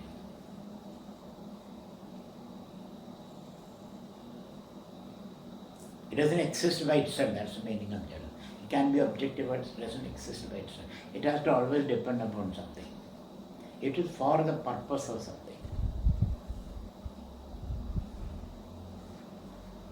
So Atma Satyam Tadanya Sarvam Mithyedi. So these two words are very important. Satyam Atma Tadanya Sarvam Mithyedi. So the entire objective world is Mithya. Atma Kaha, what is that Atma? Satyam will be explained later, Trivada, Badidam and all those things. So, but the Satya and Atma mean the same thing. So Satya, Atma, Brahma, Anandam, all mean the same thing. They are called Samanadhikarana. They are not qualifying words. They are independently indicating. Lakshana Vakya.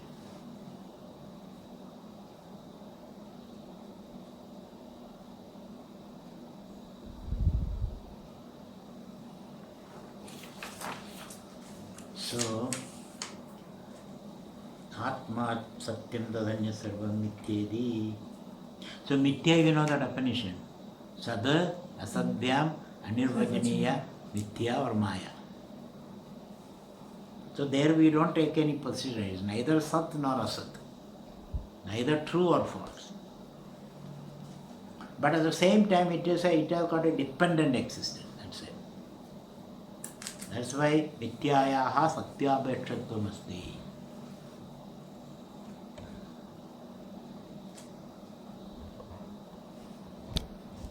So Atma definition. You know the definition. Tell me the Atma definition. Sthula Sukshma Karana Sharira Vidiriktaha Panchagosharadeetaha Avasthatraya Sakshi Satchidananda Swarupaha Sanna Yaha Asa. So this Sula Sukshma Karana Sharira Vidiriktaha Panchagosharadeetaha Avasthatraya Sakshi is called Tatastha Lakshana, which says what Atman is not. Tatastha Lakshana. Tada means from the outside you look at that. Tadastha. The other is called Swarupa Lakshana. From Sakshi. Sakshi Satchidananda Swarupaha. Yeah, Sakshi. Avastatraya Sakshi. No, up to Sakshi Satchidananda Swarupa. So that's all. Even Sakshi is a Tadastha Lakshana. Satchidananda Swarupam is Swarupa Lakshana. Sakshi means there is something to Sakshi. So, Satchidananda Swarupa. And this Satchidananda itself is Lakshana. Lakshana means indicative word. Indicative. It points out.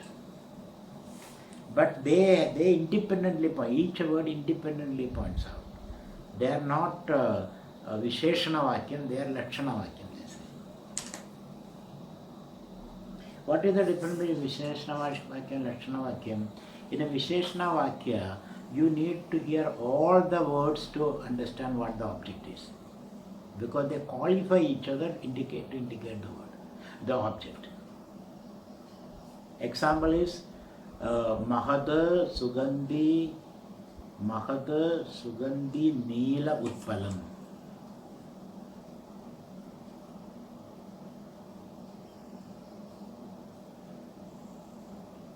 If I simply say Utpalam, you will not be able to pinpoint the object. The only thing you know, it belongs to the category of Utpalam. Utpalam means a lotus. Bring me that Utpalam. But there is white lotus, red lotus, big lotus, small lotus. Lotus without any fragrance. So which one to bring? So I have to use all those words to indicate that particular object. That is why Visheshana, each word qualify each other to indicate the object.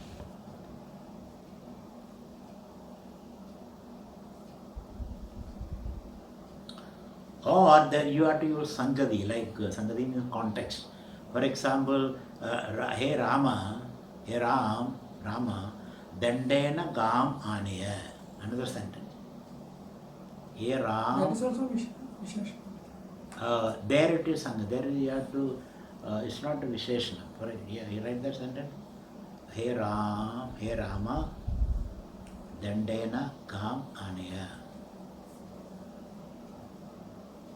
That each word indicates different objects. Okay. Danda is not a qualification of cow. Is it? Danda doesn't qualify cow. Rama doesn't qualify cow. Rama doesn't qualify Danda. And Anaya doesn't qualify anything. So there is a string of words which give the meaning by the verb. The verb is Anaya. So you bring. When you say bring, what? The cow. By what? By a stick. Who? Rama. So then you have to hear all the words and connect them by the verb. The verb is the connecting link there. Otherwise they all stand apart.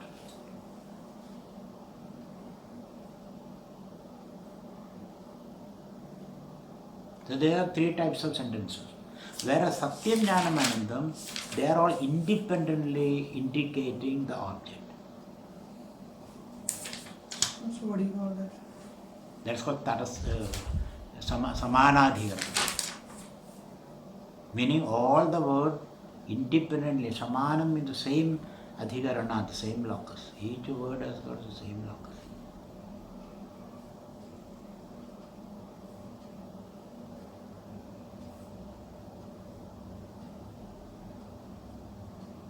Right? So, Stula Sushma Karanat Vediri. So, if you find in the Taittiriya Upanishad also, these are all taken of Taittiriya. There are two definitions of Brahman. One is Yadhova Imani Bhudani Jayande Yena Jadani Jivanti Yat Prayanti Visampi Sandiri Tad Brahmedi. There it is Tarsalashna. From where everything comes, where everything exists, where everything goes back.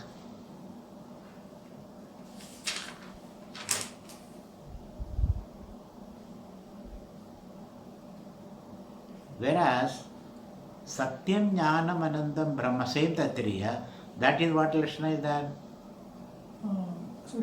Surupa Lashna. Satyam Jnanam Anandam is Surupa Lashna.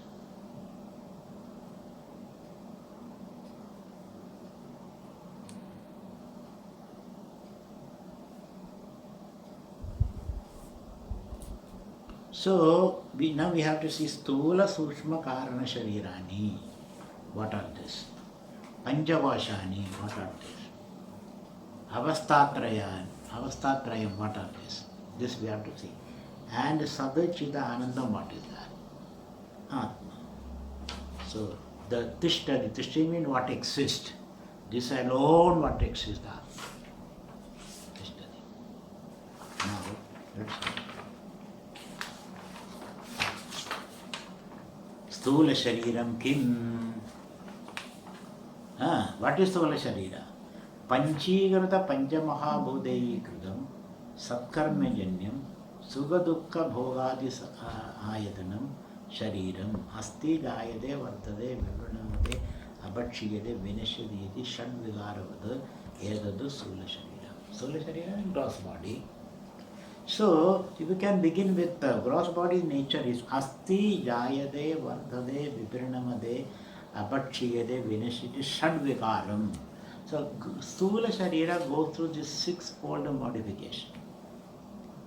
Asti means first it comes together into existence from various factors. For example, the first cell, 23 chromosomes, together creates the first cell. This is called Asti, comes into existence. Not there before? Now, it was there in as a different object. It came together, a new emergent object comes. That's the first cell, made up of 23. That's why you are born of food. These chromosomes are all modification of food that your parents have eaten. You are born of the food that parents have eaten.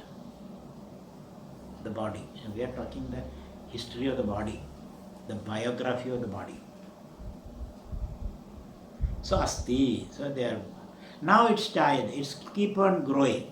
First 135 stem cells, and then the divisions still start specializing, become bones and blood and eyes and all that.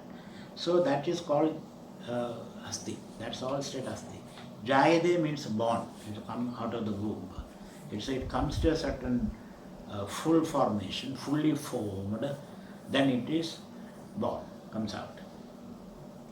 Vardade, then you start eating and grows. Viprinamade, then after 21 start changing. 21 up to it grows physically, then you start changing. Viprinamade, Apatchi, then start declining. Vinashadi, then it completely destroyed, disintegrates. So Stula Sharira Bhangam happens. Disintegrate, go back to the element.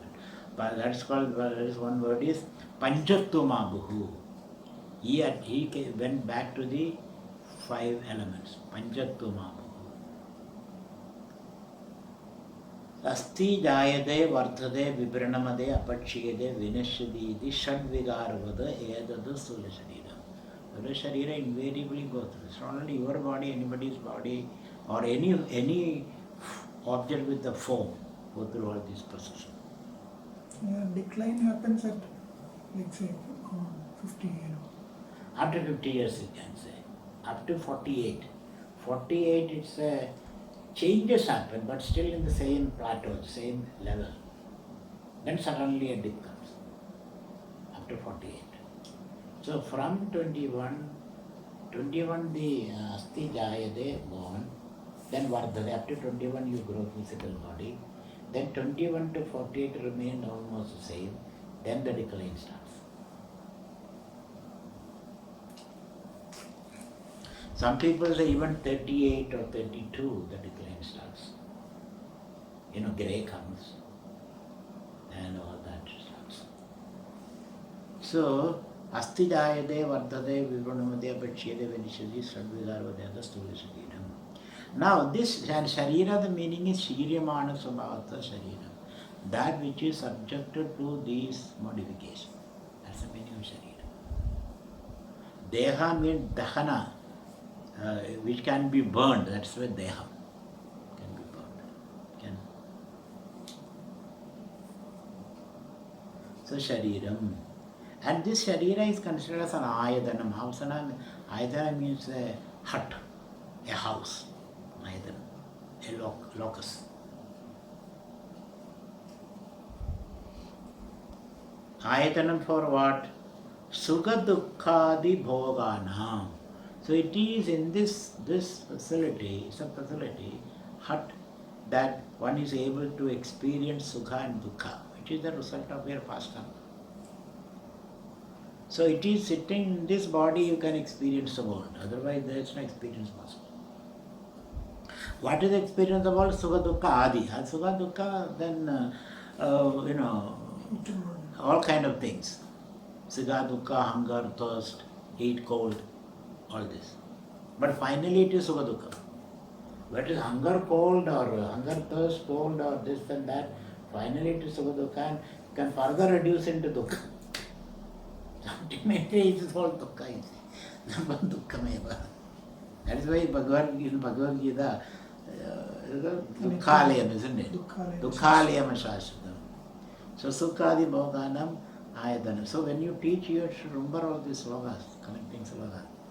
So sukha dukkhadi bhoganam ayadanam shariram. And this sharira is satkarma janyam. That's very interesting. This human body is a result of, so here it's a human body is intended here, because moksha means the human. It's a privilege of the human being. There's a certain privilege which we can question that. We don't have to accept it lock, stock and barrel. Why do you privilege the human body? Animals also sometimes gain moksha. Like that Vasugi or Ananda or Shilkabhushandi or Kalpavriksha, all those things are there. So we can, for example, you don't have to, a lion doesn't have to become a human. No, that's a little hierarchy there. We are not happy with that. But you can question it. But in all practical purposes, only human beings who aspire much. Some acharyas say that the other beings don't have karma because they are programmed to do that. And so but so all these are our ideas are all are Brahman. So karma theory is a what you call it, a convenient theory. It's not a final theory for us.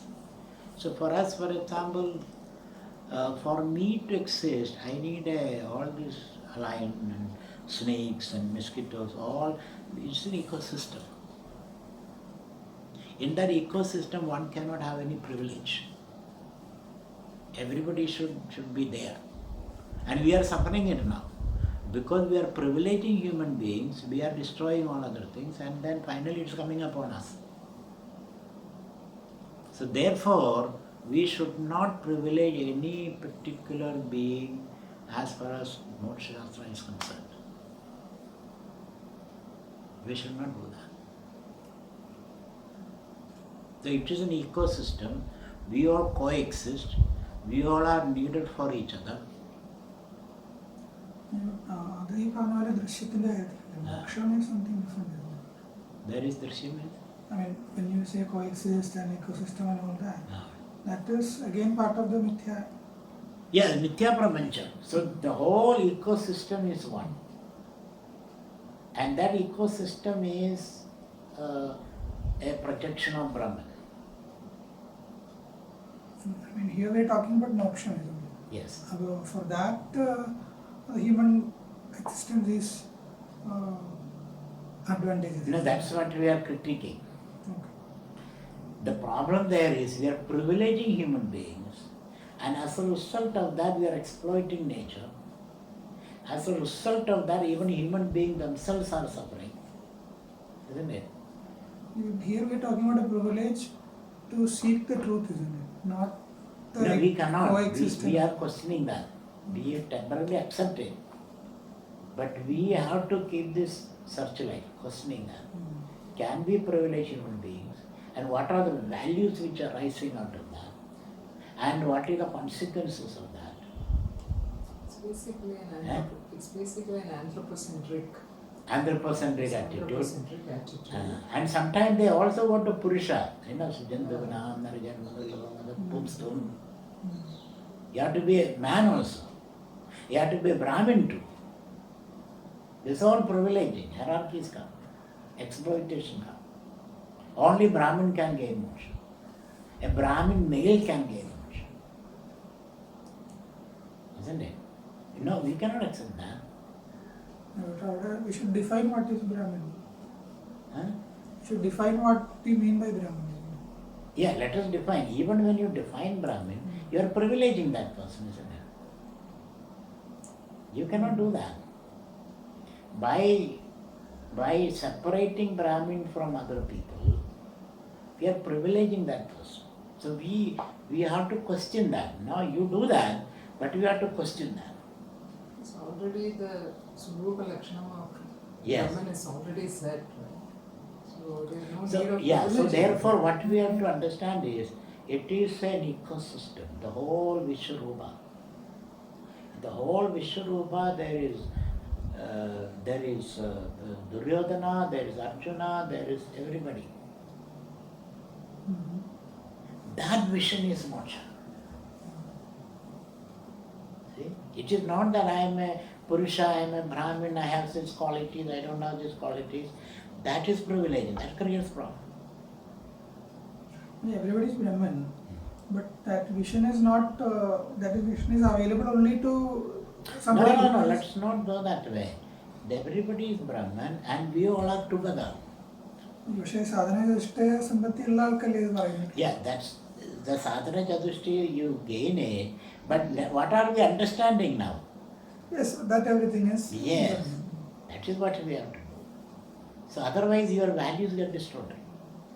Hierarchy come, exploitation come, domination come, And also othering come. Oh, I have sadhana chadushti, you don't have sadhana chadushti, so you are low, I am high.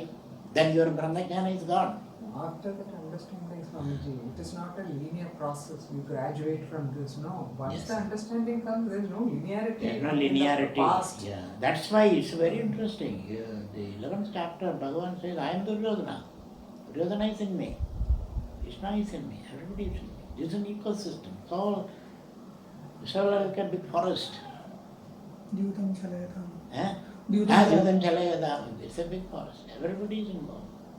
So this sadhana chaturshti is nothing. What is important is this understanding. Otherwise this danger is there. The danger of privileging a few people by birth, by intelligence, by physical power, by certain accident of birth. Now you are privileged because everybody doesn't get this opportunity. For that does not make you very arrogant. That does not make I am part of this. I represent all this. That should be your attitude. So every step of the way we will keep this Brahma with Brahma is everything is one. That should not be given up. And every step we should critique like that. So these are scaffolding. We will remove this later. This scaffolding should not vitiate your Brahma Jnana. Every step we will remove it, the scaffolding. We put a scaffolding, we remove it, and the scaffolding should not be a waste hanging around. After Brahma Jnana, there's a lot of waste all around. So this is a knowledge without any, it's a victory without any vanquish. This is a reaching without any side effect. That also is very important. So that Satkarma Janyam is questionable. No, we are saying that the human body is Satkarmajanyam. So we are saying all this as a pedagogic tactic. It is not the truth. It's a tactic. It is. We are doing some circus here to give you that vision. So, of course, we make this statement, then critique it. So, Satkarmajanyam, this body, you are sitting in front of me, is the result of the good deeds you have done in the past. Satkarmajanyam. And this is Panchirada Panchamahabhudehi Krudam. This body is a product, Krudam means a product, of Panchirada Panchamahabhudehi, not simple Panchamahabhuda, not mere elements, a compounded element. Compounded gross Mahabhuda. So there are two pure Mahabhudas and compounded Mahabhuda, Panchirada Mahabhuda and Tanmatras. And these Mahabhudas are combination, modifications of Trigunas. So Trigunas cannot be separated. In every Buddha there is an aspect of Triguna is there. So Panchigruta Panchamaha, but there is Adhikyam can be there. In certain element there is Adhikya, one Guna and like that. So Panchigruta Panchamahabhuta. So this question is that what is Panchikarana, it will be said. So Panchigruta Panchamahabhuta. So you know what is Panchikarana later. What is Panchikarana?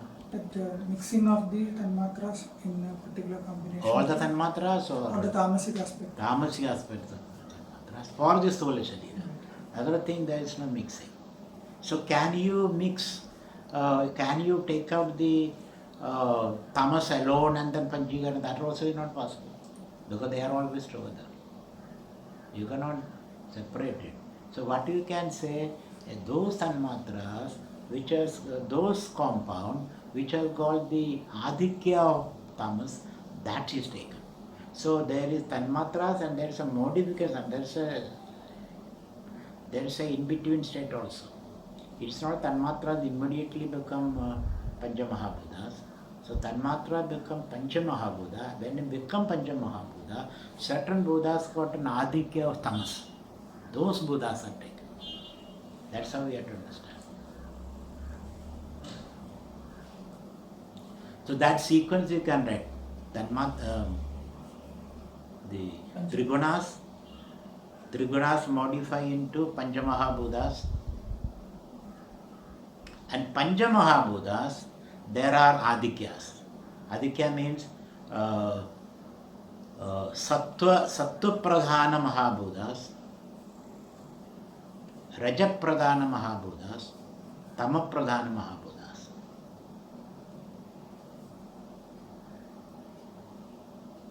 Because these are logically necessary. You may not be able to identify them, but this is clearing some logical structure.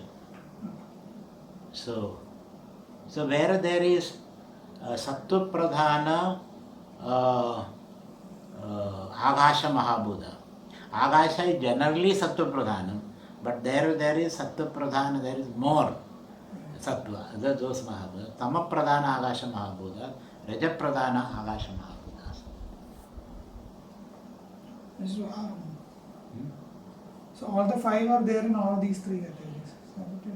All the No, all the Triguna, all the gunas are there in all the On the Panchabhutas. five. But if you take an Akasha Bhuta, there are, you can still classify that. In Akasha Bhuta, which is very subtle, it can be classified into Sattva Pradhana Akasha Bhuta, Mahabhuta, Tama Pradhana Akasha Mahabhuta, Raja Pradhana Akasha Mahabhuta. So the category Sattva Pradhana will have all the five elements also. Yeah, Sattva will be in all of them. All of them. Rajas also will be in all of them. Tamas also will be in all of them. Otherwise, a combination is not possible. So, Panchikruta Vaja Mahabhutai Kritam Satkarma Jinim Sudakadi Bhava Ayatanam Shariram Astijayade Vardhavanaga Prashida Vishiri Panchis Shagvigarvata, the Stola Sharira. Is Sattva Pradhana, Raja Pradhana, Tama Pradhana. When these get mixed up to become one. Yeah, there only the Tama Pradhana get mixed up. Okay. But and that forms. Sattva Pradhana remains. It Sattva Pradhana, Sattva Pradhana used for Panchendriyas. Raja Pradhana is used for Prana and Karmendriya. How do you Tanmatra? Where is it? Tanmatra is this. These are Tanmatras. Sattva Pradhana. Yeah, these are Tanmatras. We are further splitting it. The Pancha Mahabhutas are split into Sattva Pradhana, Raja Pradhana, Tama Pradhana. Maybe you can write it. Agasha. Agasha is a Tanmatra. We are talking about Tanmatras now. Okay. Agasha is a Tanmatra. So, Sattva Pradhana Agasha, Tama Pradhana Agasha, Raja Pradhana Agasha. Similarly, Sattva Pradhana Vayu, Tama Pradhana Vayu, Raja Pradhana Vayu. So this classification is a classification of Tanmatras, not Tanmatra. 5 elements. Not there. These are the elements. Elements and Tanmatras. Compounds come later. How does element differ from Tanmatra? Element Panchabhuta Tanmatra. different from Tanmatra? Pancha Mahabhutas can be elements and compounds. Compound is only the tamas. Nothing else is compounded. Nothing else is compounded. Tamas is compounded. And Indriyas are formed from the Tanmatras. And Karmendriyas are also formed from the Tanmatras. Only Sthula objects. All the Sthula objects are made up of Tamas. What's your... So this is how it is, Trigunas, 5 elements, Tanmatras, and Tanmatras are classified as Sattva Pradhana, Raja Pradhana, Tama Pradhana. And each of them can have the 5. Yeah.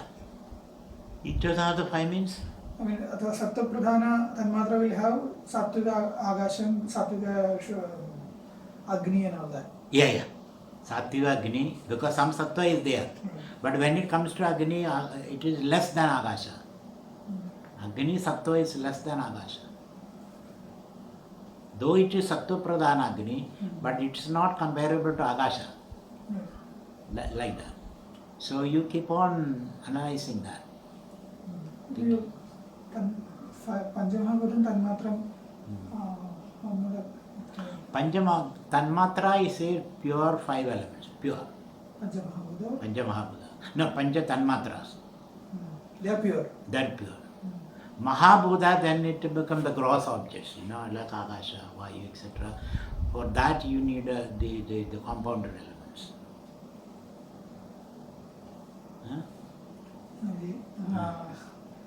Trigunas. Then the next purest form is the Tanmatras. Tanmatra and Panchamahabhuta. Tanmatra and Panchamahabhuta. They are synonyms. They are synonyms. Absolutely. That's why you make a chart. When you say Panchamahabhutas, what are the Bhutas? Akasha, Agni, Vayu. Right? And then Panchamahabhutas, these 5 elements, they are modifications of the Trigunas. And these Panchamahabhutas from the tamas aspect we make further compounds. That's what. Then when it comes to see that.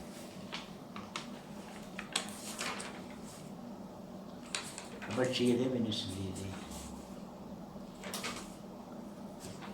now Sushma Shariram Kim. When the compounding comes, we will see that. Sushma Shariram Kim. What is the definition of Sushma Sharira? Apanchīkrita Panchamahabhūtaihi Kritam Satkarmajanyam Janyam.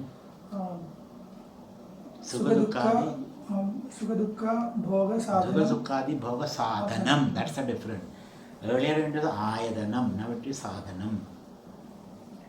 Sadhana means instrument. Ayadana means a case, a locus, abode. So, Sushma Shariram Kim? Sushma Sharira is, okay, the word that you have to pick up is Sukha-dukkadi Bhoga Sadhanam Panja Jnanendriyani, Panja Karmendriyani, Panja Pranadaya, Manashega, Buddhishega, Eva Saptadasha Kalabihi, that's the word you have to pick up. The Sushma Sharira has got 17 limbs. Sapta Dasha, Sapta and Dasha, 17. What are the 17 limbs? Panja Jnanendriyam, 5 organs of perception. Panja Karmendriyam, 5 organs of action. Panja Prana, 5 pranas. Mana and Buddhi.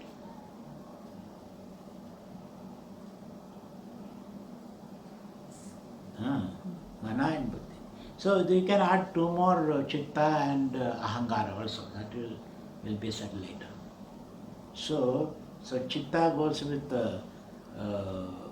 Mana and Ahankara can go with the Buddhi.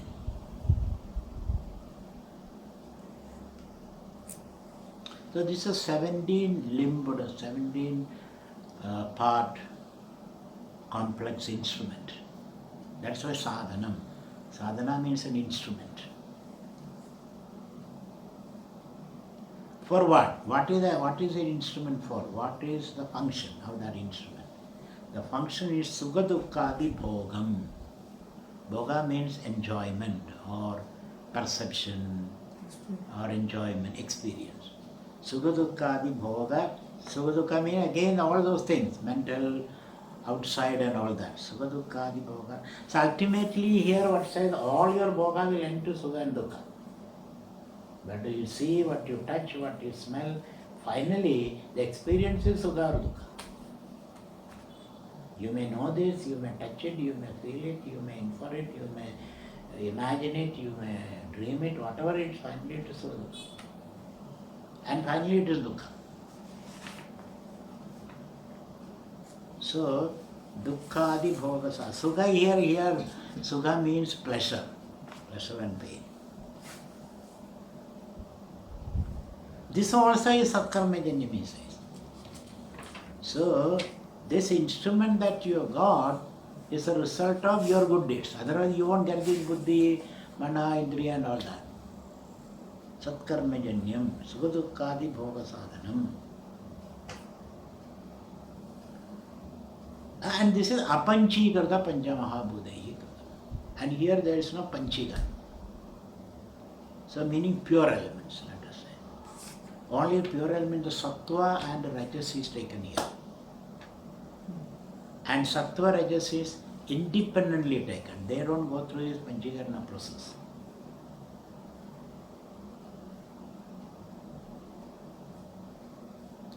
So Sattva aspect of, Sattva Pradhana aspect of Akasha, Vayu, Advya, Prithvi is all taken. You can sit on that. Okay. So Sattva Pradhana aspect is written, Raja Pradhana aspect is written, but not Tama Pradhana. Tama Pradhana is for gross. Tama Pradhana goes into the grossification things. So Apanchīkarta Panchamahabhūtaihi Kritam Satkarmajanyam Sukha-dukkadi Bhoga Sadhanam Panjendriyani Panchakarma Pranaya Manashega Buddhishega. So that also is clear, isn't it? Now the question comes, what are these organs of perception and all that. Srotram taka chakshurasana ghranamidi panjajnanendriyani. That's clear, isn't it? Eyes, skin, chakshu, eyes, and srotram, ear, chakshu, rasana, ghranamidi panjajnanendriyani. These are the instruments of knowing. There is no other instrument of knowing. There is no way of knowing. Then you can say imagination. Imagination also function of the mind. Imagination. Everything is mind or buddhi. These are the instruments of knowing. Shrotrasya. Now, what they call as intuition or mental. These are all, intuition also is one of the function of the mind only. Intuition comes from a lot of experience processed unconsciously, some insight Memories comes. of small things. Yeah, all those things are insight comes. And intuition also is about the world only. There is no other. You cannot intuit Brahman. You can intuit something about the world which ordinary people don't understand because they don't think about it. So then some insight comes. That's all. So intuition is not the way to Brahman. Intuition is still you are in the field of Mithya. But you can outwit the other person. In the material play, you can outwit the other person with your intuition. But you cannot outwit the Brahmajnani. Brahmajnani is not possible.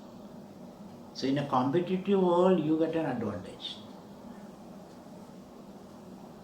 So Srotrantaka Chakshurasana Ghranamidi Panjajnanendriyani. Srot, again, another interesting thing is, so this organism can function only in a context. Eyes can see only in a certain context. The context is called Devata. So your seeing is an interactive enterprise, isn't it? I see an object, and the object, what is the connection, etc. We can see different explanation in there. Vedantic explanation is consciousness through the sense or mind, the sense organs envelop the object. Whereas the modern explanation is the light falls on the object and all those things. Whichever way you put it, you can put both. What is the truth that you decide, you can say. This is one explanation like this, another explanation like that, both has got its validity. And Shrotrasya Dik Devada. So here to function you need directions. Space or Huh? Dik means space or this direction? Direction. Direction. What's the Dik? Dik means direction. So in east, west, north, south. Space only. East, west, north, south, etc. So that direction is the Devada. Or extension around you is the Devada. For the ears, sound vibrations to come to you. So it is, sometimes people say space. Space is vacuum, you cannot hear. There is vacuum, then you cannot hear. So we will put it in direction, extension, the space around you. East, west, north, south, etc. So you have to anticipate that question. Oh, vacuum you cannot hear. So space is vacuum, isn't it? So space is not a one thing, space is not vacuum. Space is full of stuff. Space is not vacuum. Vacuum itself is not vacuum actually. So those are areas where we need not dabble. So here we have to only say, for the organism to function, it has to be situated in a system or organization, in a world. Environment. Organism and its environment, ecosystem is necessary. That is called a Devata. So the particular environment where the ears function is called ears Devata. That is called Shrotrasya Dik Devata. Similarly, Tok. The skin can function only when there is pressure. Vayu Devata. Pressure is necessary. Chakshusha Suryo Devata, light is necessary. It can be Surya, it can be moon, it can be lightning, it can be electric light. These are all aspects of same sunlight. Isn't it? There is no sun, nothing will be there. So Vayu doesn't mean air, isn't it? Air is the pressure. Gravity, air, these are all necessary.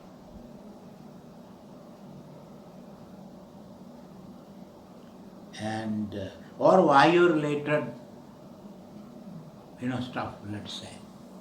The emphasis on not only this particular thing, the environment is necessary. Every experience is an interactive enterprise. That's what you have to emphasize.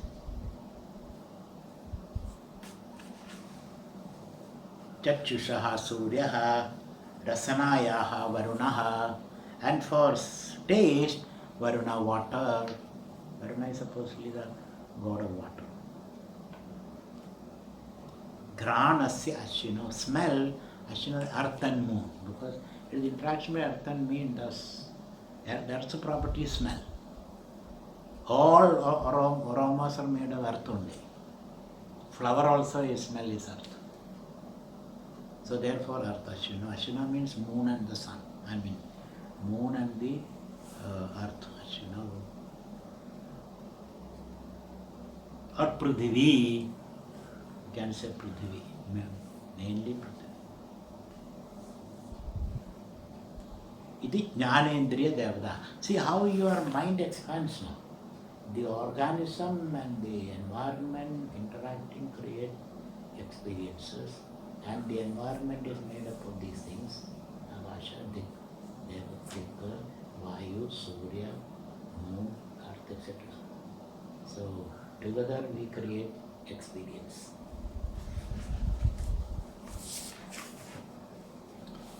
Now, what are they doing, these indriyas?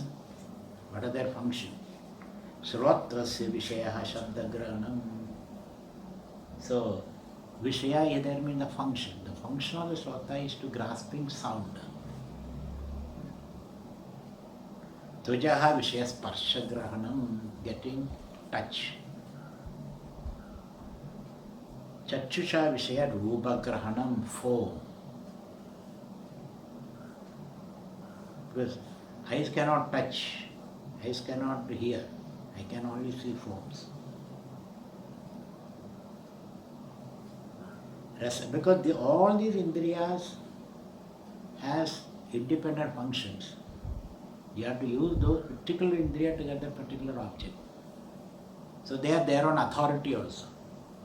Whatever they reveal, that is the truth. There is no other way of knowing it. Even suppose something you see wrong, you go and touch it. It is not there. And so it should be a touchable object. It is a touchable light you cannot touch. You have to see with eyes. Each organ independently see things. They are the pramanas for that. That is why Pratyusha Pramana.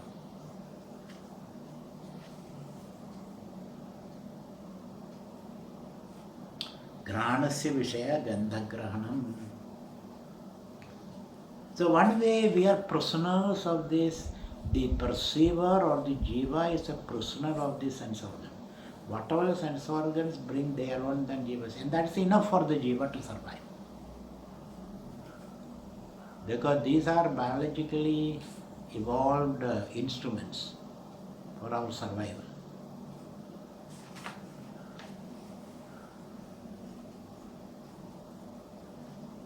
Now what are the karmendriyas? Vak, Pani, Pada, Payu, Upasthani, Pancha Karmendriyani. These are the way we respond to the environment. So receive stimulus from the environment and we respond to the stimulus through the organs of action. What are the responses? Vak, speech. Pani, hand. Padam, leg. Payu, anus. Upastham, reproductive organ.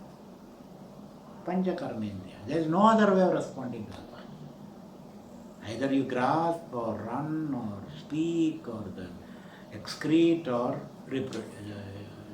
those kind of activity. There is no other way. Spontaneous. Vajaha devada vanni. The devada for vak is fire. There should be warmth in you. Speech is controlled by the fire in you. There's no fire. If you have no fire, there's no fire in your speech. Put it in your speech and fire. So fire is very important. Hastayoho Indraha. Very interesting. It's a mythical. Indra is supposedly the one who wields the mightiest weapon. So it is a mythical. It's a perfect. One who is perfect in wielding things is Indra. So from the imperfect, ours are the imperfect. We are creating a perfect ideal there. Indra. So hand is used for tool, isn't it? Indra is the one who has the best tools.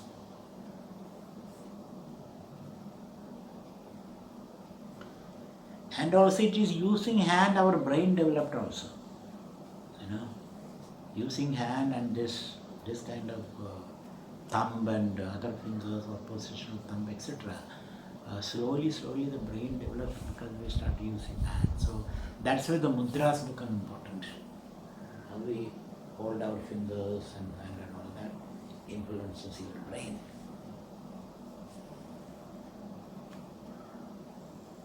So Vajaha devada vannihi hastayoho indraha. So what you can say, it is an imaginary figure or a figure who is an extrapolation from your experience. I can wield this weapon. I can use these tools. But Indra has the most developed robot with him, most instrument with him. So that's the idea. So Hastayoho Indraha, Padayoho Vishnu. Vishnu is the Virukrama. Vishnu has the greatest, longest stride. So Vishnu is taken as the Devada for Pada.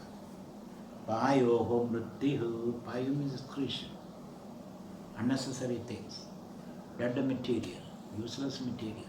That's why Mritti, death. They can be there. Upastasya Prajapadihi. Upasta means pressure organ in us. That is the Prajapati, the supreme creator, become the lord of the individual creator. Creator means the reproductive organ function. Iti Karmendriya Devataha. These are the karma. So the idea is that this inner instrument, Indriyas, function in union with the Devatas. Indriya, Devata, duet, dance is experience. So what do you do with the vak, where fire is the Devata? Bhashanam, speech, making. Pannyoha Vishavastu Grahanam, grasping and throwing. Merely grasping. Padayoha Gamanam, moving, locomotion. Payoha Vishayamanatyaga, excretion. Upastasya Vishayanandavidhi. So this you have to make a chart. Indriya, Vishaya, Devata. Karmendriya, Vishaya, Devata. So it will be 15, 30 things.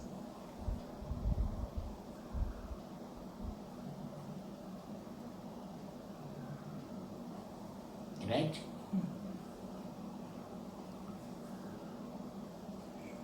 Now,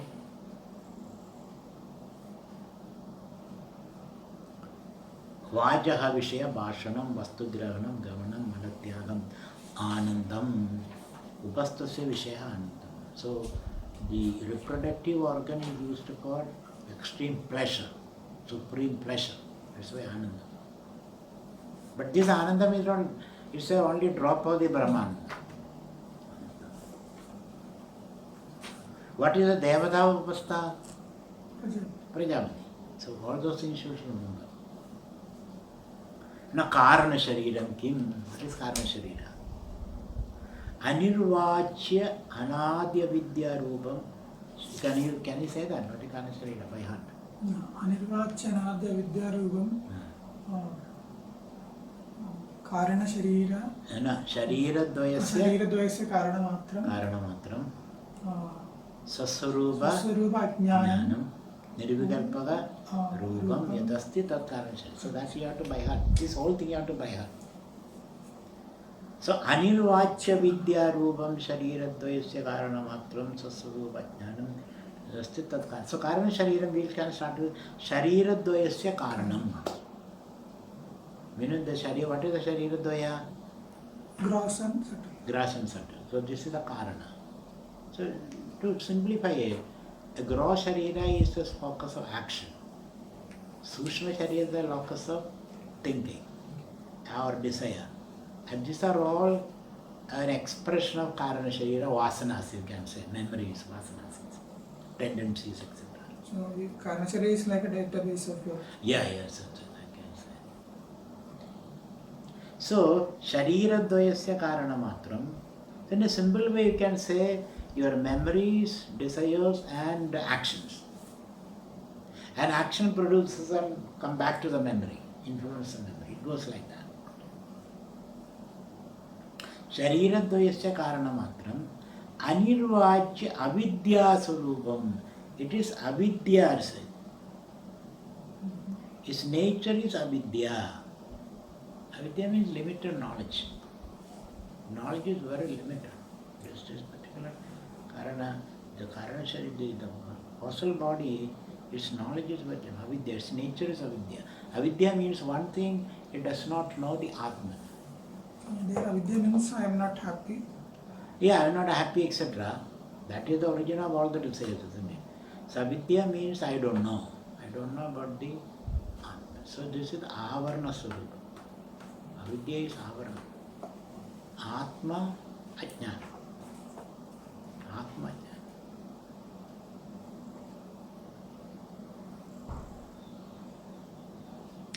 And it also can mean material knowledge.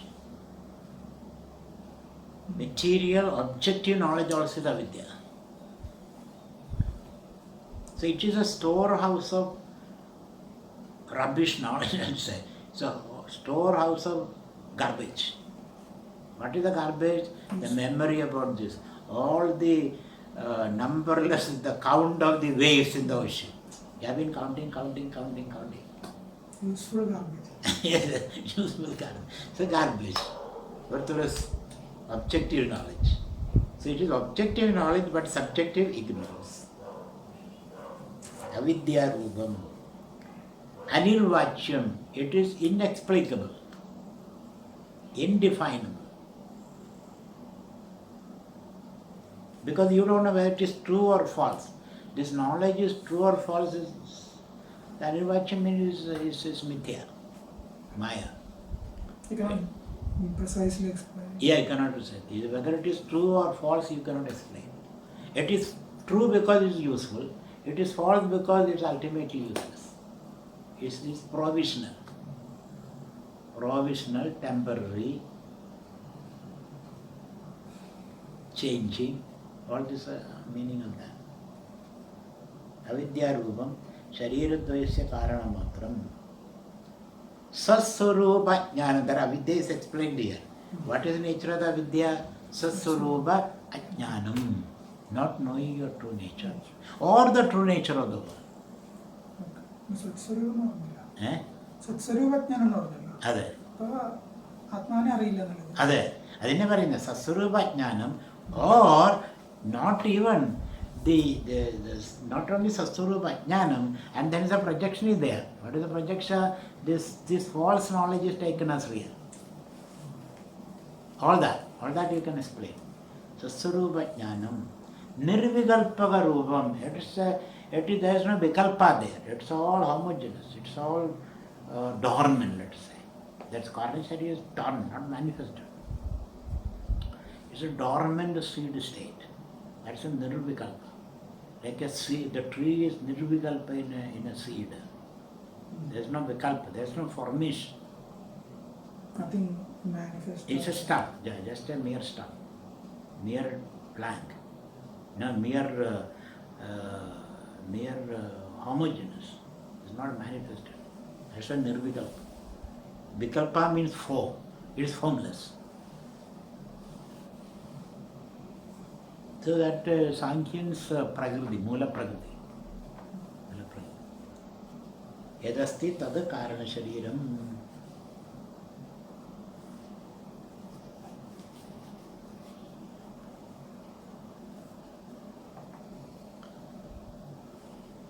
I think we'll stop here. 1 o'clock. Or sometime we'll see tomorrow. So, Okay. any question? Karna Shariram, it's like